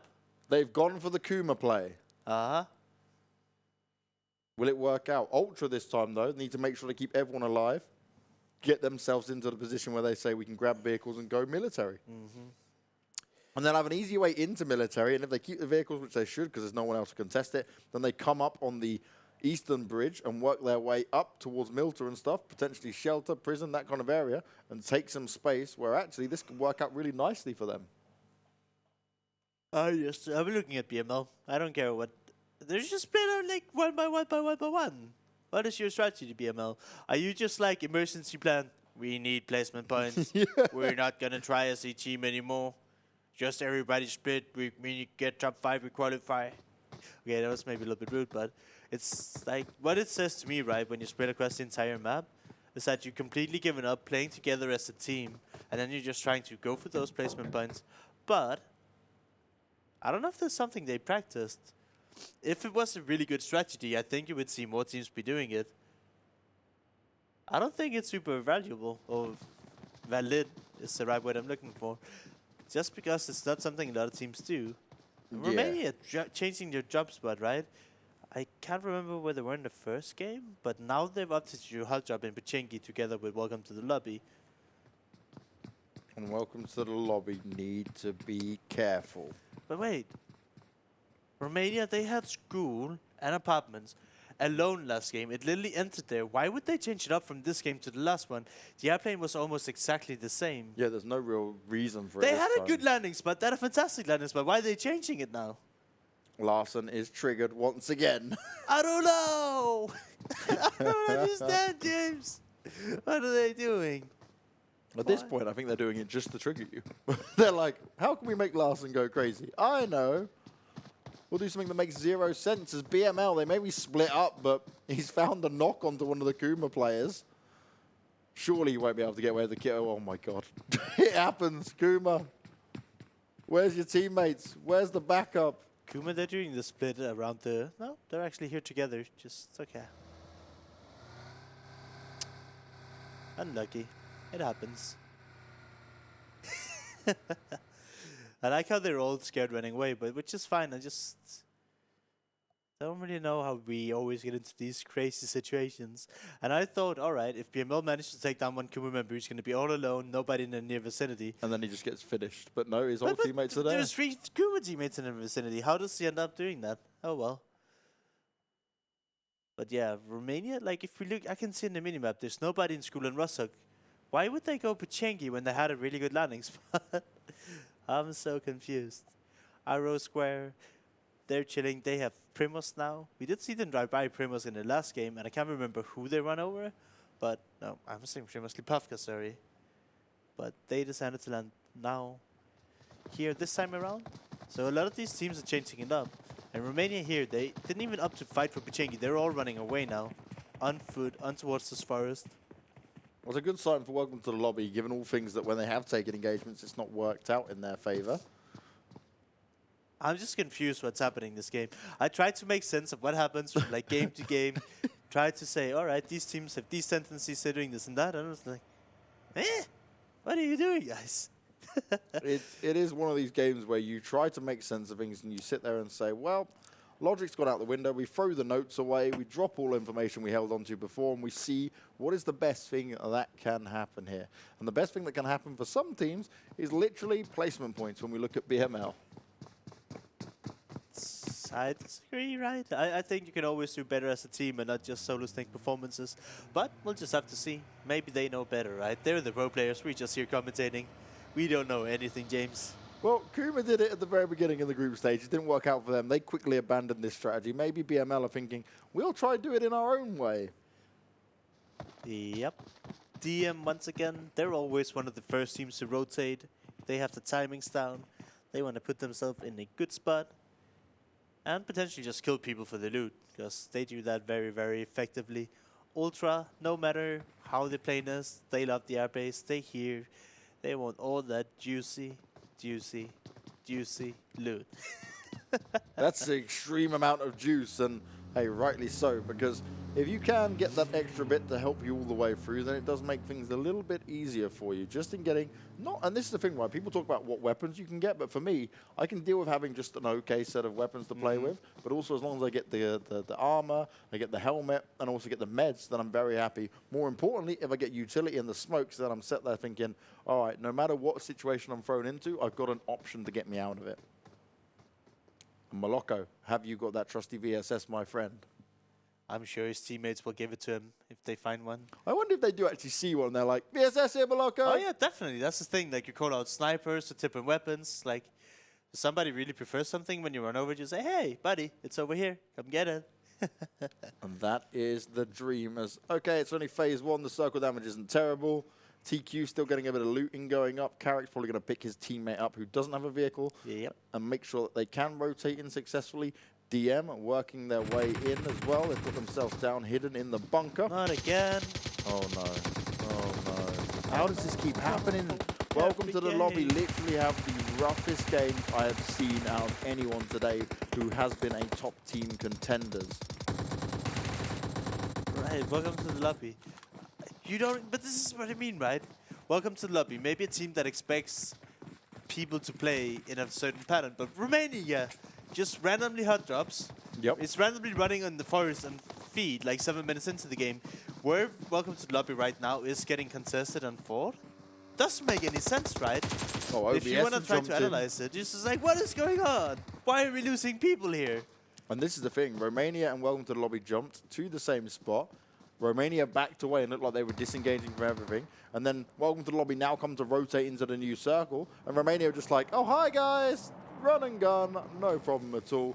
And Welcome to the Lobby once again going to have to go for a very passive and defensive play if they want to stand strong and fight out in the rest of this. As Glumgod's going to go down as well. And this is Romania just picking up the pieces. Scream and Jonathan up top, but how much can he really get done? Glumgod's trying to avoid being taken down here, but they just run down the rocks, easily finish him off. And once again, Welcome to the Lobby. They just can't get any luck going their way.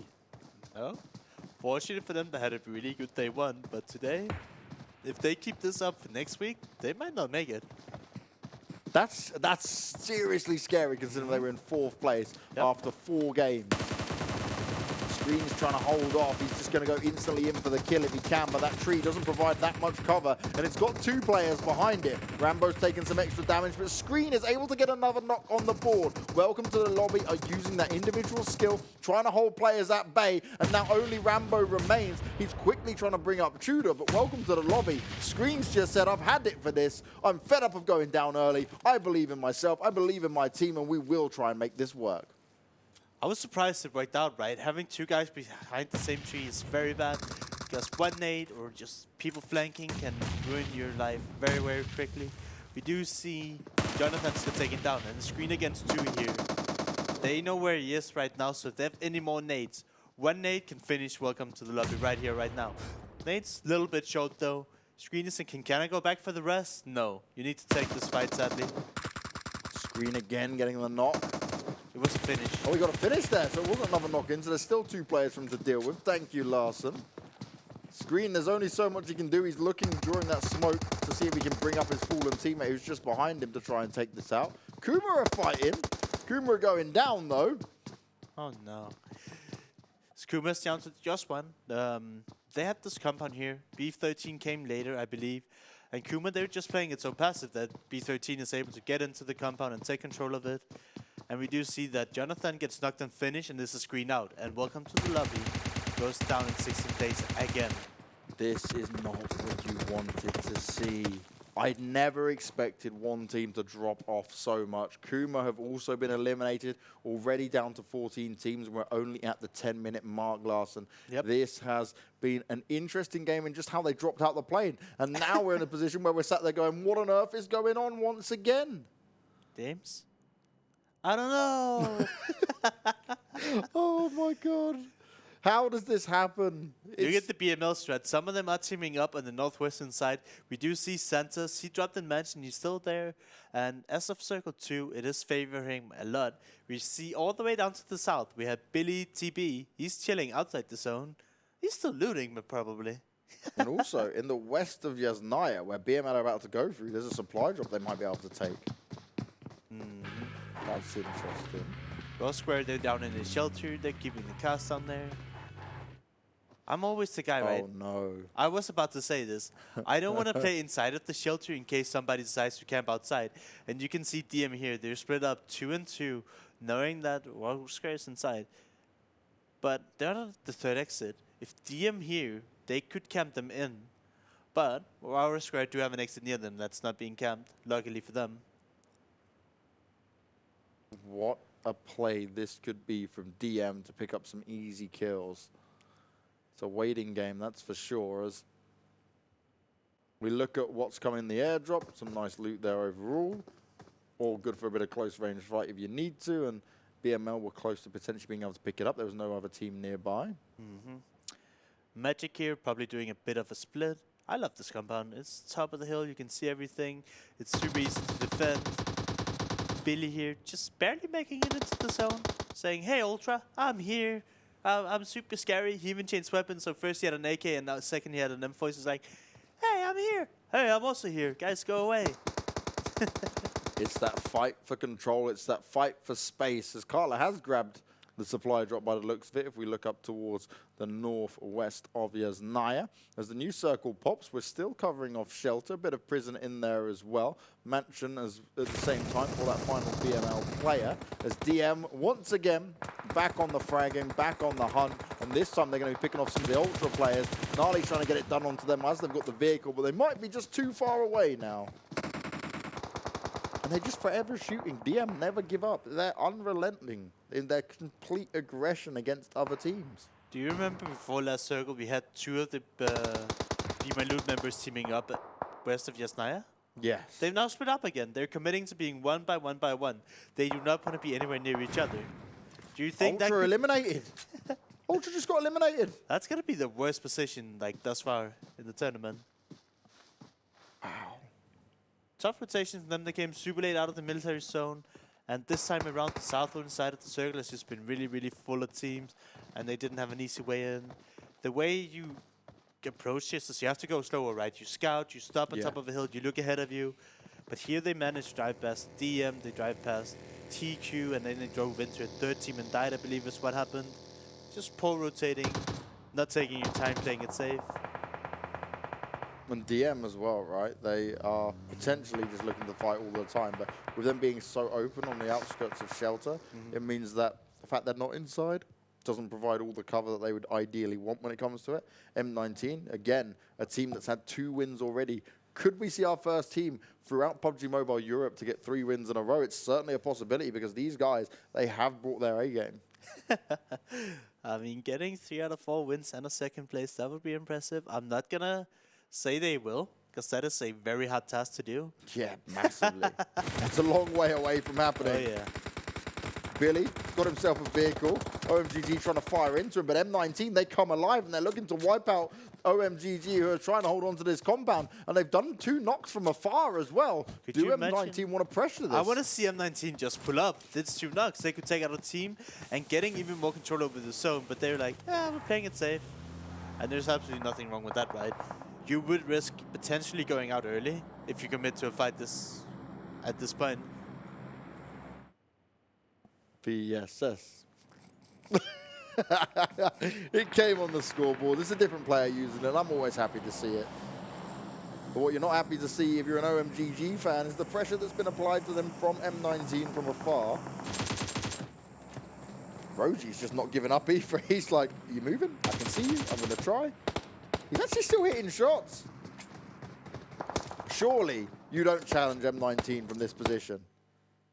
No, because if you get a knock, you don't convert it into anything, right? And look who's getting the zone. M19. Looking hot to potentially get their 3rd win today. Potentially. We still have a few more zones, but they have been able to predict all of these rings ahead of time. We've got TQ, we've got M19, DM just on the outside as well. And look at these supply drops. Is that going to force anyone to cheekily try and grab it? As we're in phase 4, it's still a possibility. It's not that close, but there'll be a lot of teams rotating around towards this position, which is the scary factor that comes into it. DM, if they feel like it, they could potentially go for it. But I mean, it's always a risk, you know, going out in the open to take these side drops. I'd probably go for it. That sounds like fun. Just use the smoker too, you're good to go. Epic here, getting fined by Ace Champion. They're down to just 1 leader, and he's almost dead. Leader low on health, trying to back away, but he's found instantly, and he won't be living to fight another day as Epic get eliminated. 12 teams remain, and ASC continue their good performances across the day. They've not had the highest of placements, only their last game of Erangel, which looked good. I think it was, what, 5th or 6th overall, but they've just been fragging a little bit better overall. Epic, though, one of the top teams coming in. They've had a rough beginning onto the semifinals. They're nowhere near the top 8 right now, I don't think. And they just keep going out early without showing much of a fight. It looks like they just keep getting kept caught in rotations. And that is something you have to look over. If you're a team that's strong on fighting, you know how to win these fights. Yeah. You cannot just lose members in your vehicles, because that makes those fights infinitely harder. Look at how close Harley here is to B13. Just hiding. And there's still Rosq sat in shelter saying, circle's good, we don't need to move right now. And at this point, you might not even suspect anyone to be in shelter because there's no one's moved for so long. Unless you saw them go in there, you have... But yeah, you're right. Like, even if you saw them get in there, you have no information where they are, so they can move around in all those underground tunnels. Whew. You hear that high-powered shot go across from the OBS players, but they're also being fired back on. Tudor's been spotted out there by Gnarly. Makar's find himself a knock, and it's a headshot at that. We haven't been able to say Makar for a long time because this guy's not been getting the kills yet. OBS have had a slow day as well. Yeah, OBS, one of the...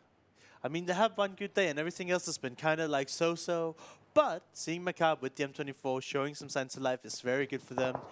They are close to being eliminated here and they need every point they can rack up as well. This is where, for Rosq, they can just chill. They know kills aren't the thing they really need to just hold on to. But it is a good placement position to come in when they can jump out and potentially surprise a lot of the teams here.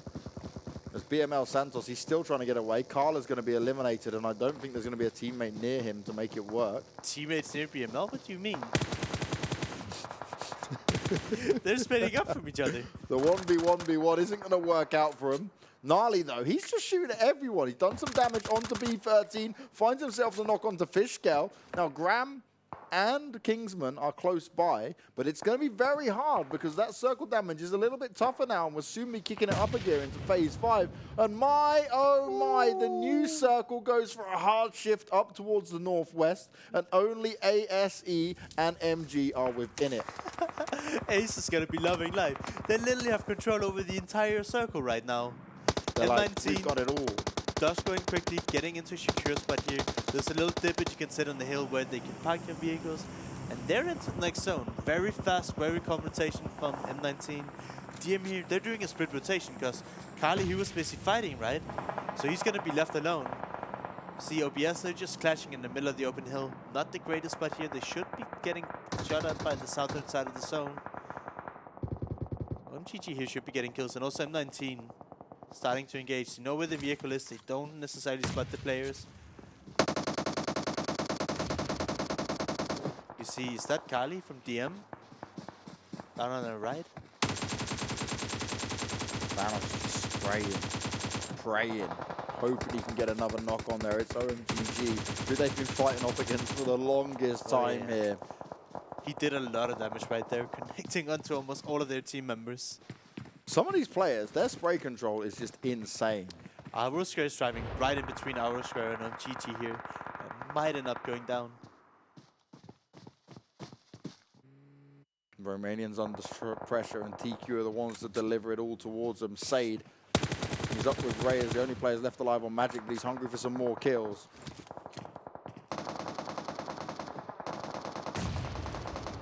Sade looking for Morse, continues to spray it out. Makar's found the knock with a nade.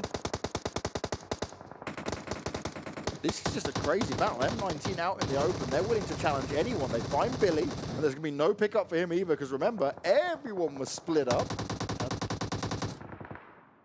Look at this. M19 find himself at the edge of the new zone. They will be able to clean up everything around them once the circle strings in.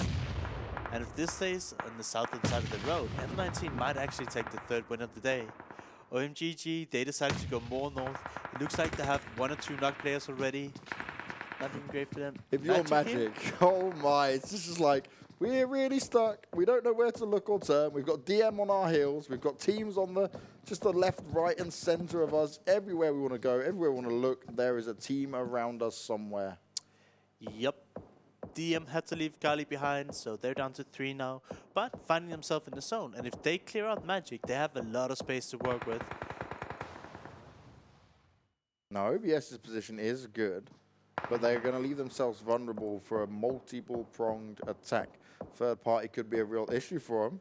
Yeah, exactly. If they start to stand up to take a fight, there's a big chance they're going to be shot from multiple different angles, and you hate to see that, right? So they're just pincered now in between a couple of teams, and it's never a fun position to be in. Because all it takes is 2 teams just barrel some nades up, and you're like, yep, we're caught. We see the new zone pop. It lands right on top of OBS, M19, and I believe a bit of Magic. Okay, Magic's just out of it.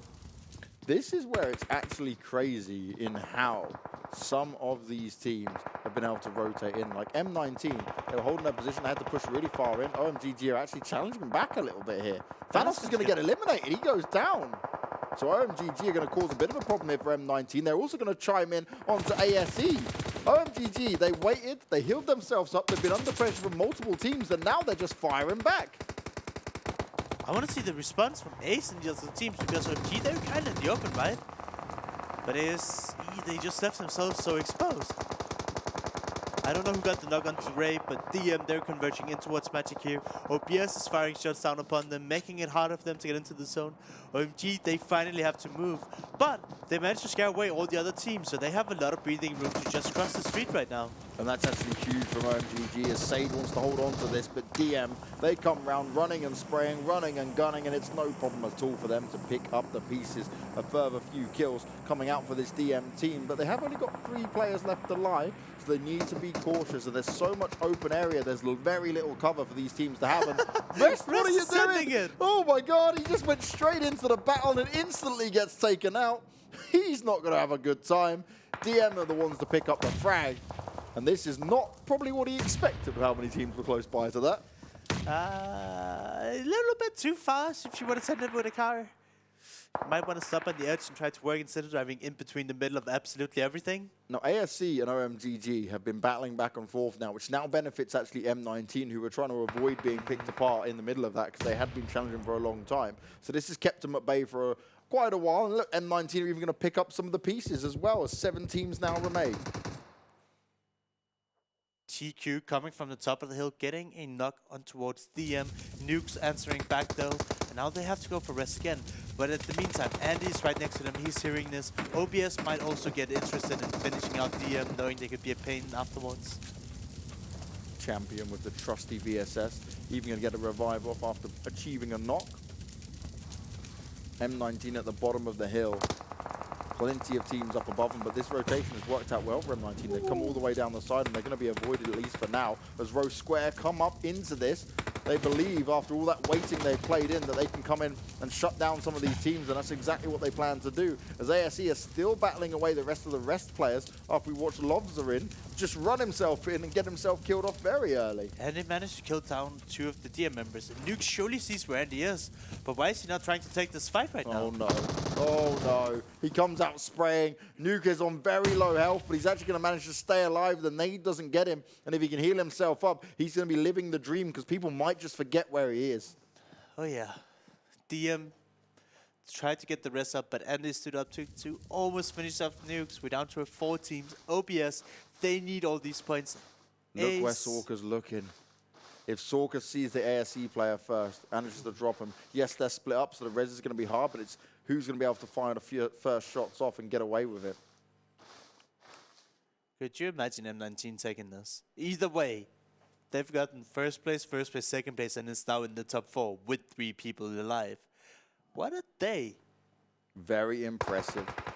Showing that they can change it up and adapt and become a better team day in, day out. We spoke about M19 again, representing a prestigious organization from the CIS region. They needed to deliver, and that's certainly what they have done today.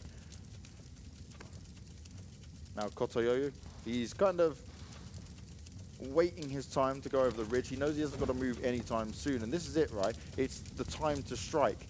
Good use of the Molotov, but is it going to reach far enough to get over towards the OBS point of this players? Molotov is nothing, right? He doesn't see an enemy, he's just throwing it. And like, if you throw Molotov, you want to look towards where you throw it to see if people are moving away.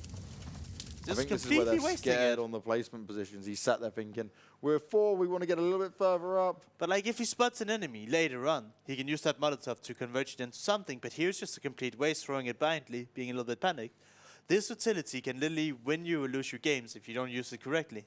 Completely agree, Larson. As OBS is split, they've got very much center control here. JC's on the hunt for that final DM player. And this is what it is. Snakes in the grass. We said we didn't get many of these snake games. Well, our end one for the week will be fully snaked up. Maybe it's what we deserve after not getting them. I'm a snake, follow me. Look at Baka! Flanking Nukes here. Spots him, and Nukes actually takes down Baka! OBS now down to 3 players instantly, and this is exactly what they didn't want to happen. Having solo players pick 1 or 2 of their members off is never going to help them win this out. ASC heard what's going on, and look, they now start to get their challenge over the ridge. Again, we're throwing over utility with no real knowledge of exactly where to place it. M19 slowly snaking. What's the point of throwing the flashbang if you don't try to peek with it? Ree! I'm sorry, James. Bagsy here gets spotted by Rogi. Rogi holding the flank.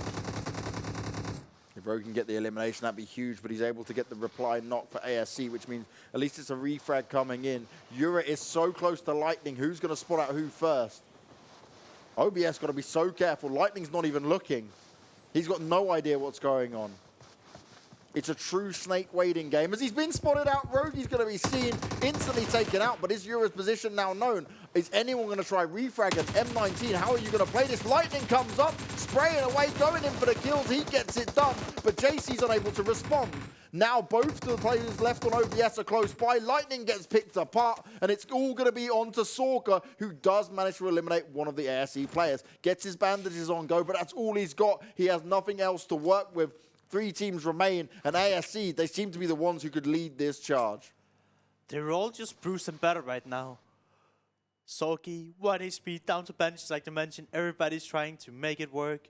But none of these teams are trying to go aggressive. They're just proning, hoping for the best. I would love to see some of these people take charge, but they have 10 seconds. It's going to be the last zone. This is just going to go towards the star. You don't necessarily know where it is. It's really hard for us to spot.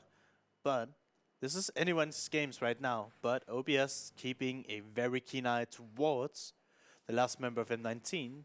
But if A spots this, they could be big pain in the ass. As they see down Voice here. Champion getting the first one.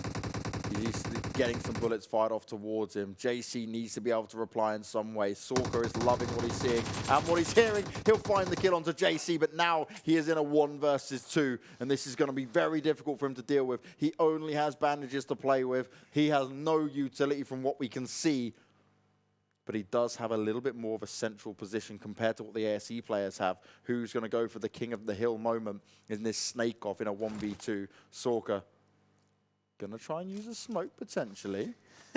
Does have it to his advantage. Maybe he could use it as a decoy. Throw the smoke out, pretend he's hiding in it, let them try and spray him down. The mind game could be strong. He's just firing off bullets here.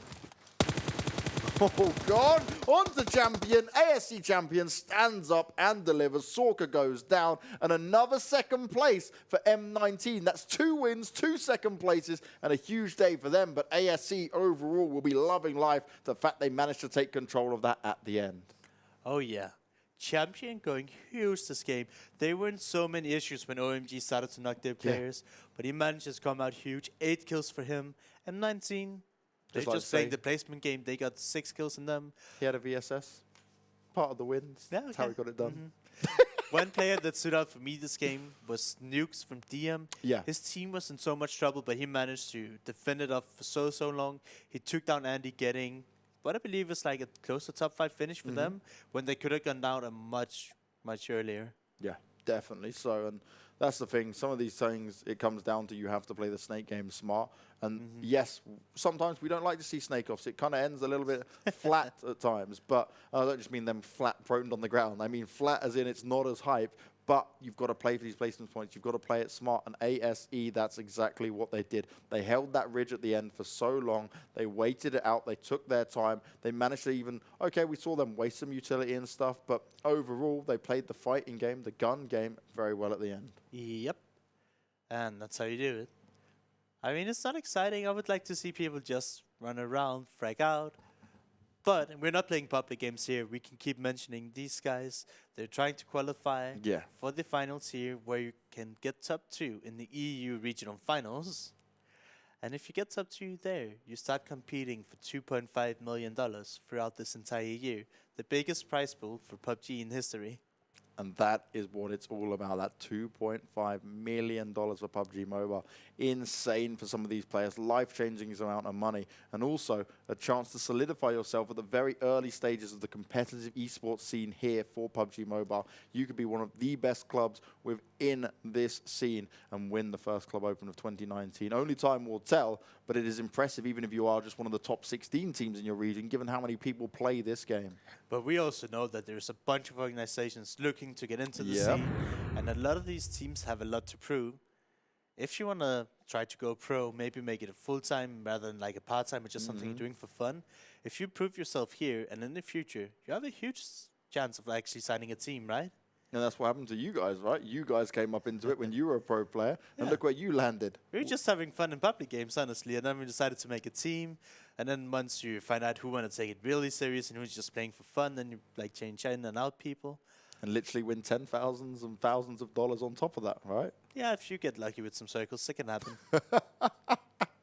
It's definitely not circle luck. There's a lot of skill involved in this, and ASE will be up there with 42 points for this final game of Day 3. M19 going to be loving life, and these final standings are going to be so interesting because M19 probably had the best day out of any team we've seen so far. We've seen teams walk away with 2 wins in one day. We have never seen two teams walk, or a team walk away with two wins in one day and 2 second places in one day. I'm so lost, I can't even get the words out of my mouth. Yeah, and they came out of the blue, right? We didn't even see them in the top 8 today. And I'm sure after this, they're probably going to be all the way at the top, or if not very, very close. It's going to be so cool to see because, honestly, welcome to the lobby. They are going to be sat there probably borderline feeling insane because of how bad today was for them. It was a team that we praised so highly, and it just didn't work out for them. M19 Magic, M19 ASE. What a day it has been. And you can see it, right? Welcome to the lobby started on day 1. Then they had a break because they didn't have to play. And then they went into day 3 after having 2 wins on day 1 with nothing but poor placements. I think the best placement was 12th. No, it wasn't even noticeable, right? They've gotten so few points today, and they were just dying in rotations, not really making anything work for them. So they will have to look back, maybe just not over-rotate. You can definitely over-rotate and lose a lot of people. So ASE have now got, considering ASE weren't even, like, we weren't even really looking at them, they're now in 10th place with 126 points. And look who's gone out, Kuma. Oh, Kuma's dropped off the board. It's because they went out so early. Yeah, 15 spot. Oh, Ferocious Bears didn't manage to get another kill on the board. They went out very early, but they'll surely come back and try and fight it away. And top 16 is where you want to be, and if you want to make it over towards the regional finals. Yeah, and we can just see 16, 15, 95 points.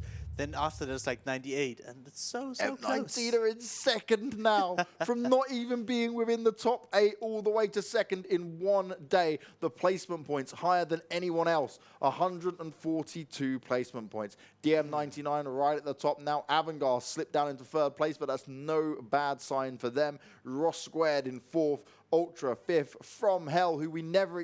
Honestly, M19 and FromHell are probably the 2 teams we never expected to be within the top 8 just based on what we saw previously. Now they're here and they're living the dream. Team Unique are in 7th, and welcome to the lobby. You've literally gained like 4 points today? Probably a little bit more, but they barely gained any, right? Well, no, because they had 131 when we started the day, I think. Okay, I don't remember what we started on. But I just hope that they got more than 4 points in 4 games. Surely, James. I'd love to say that was the case, mate, but there was multiple times they went out without giving a fire back to anyone. We'll have to look back at the VODs ourselves and look at exactly how those standings went. But we're done for another week, Larson. PUBG Mobile is done for another week, and if you guys have missed any of the action, if you want to watch back some of the VODs, if you want to see any information at all regarding the Club Open, head to clubopen.pubgmobile.com, where you can get all the information, you can see all the other regions, you can enjoy all the content that's been coming out of here, because this is no joke. $2.5 million on the line, and if you want to watch back some of the games, maybe you see, oh, they're talking about week 1, they're talking about week 2. How do we get involved and actually understand what happened at these parts? Maybe you want to watch back some of these VODs. Head over to our YouTube channel and drop that subscribe. We appreciate it massively. And I hope you guys have been enjoying all of the commentary. Me and Larson have had so much fun throughout all of this. So you've got any feedback, just hit us up on Twitter. It's @Larson on Twitch and @Banks Esports, all one word. And you can hit us up and give us any feedback you can. We've had a lot of nice feedback from the teams as well, which is quite cool to see. They've been enjoying it. We've been enjoying it. but we're done, mate. It's over. Guys, whatever you're doing throughout the rest of the week, have a fantastic time. We will see you next week for more Club Open 2019 action.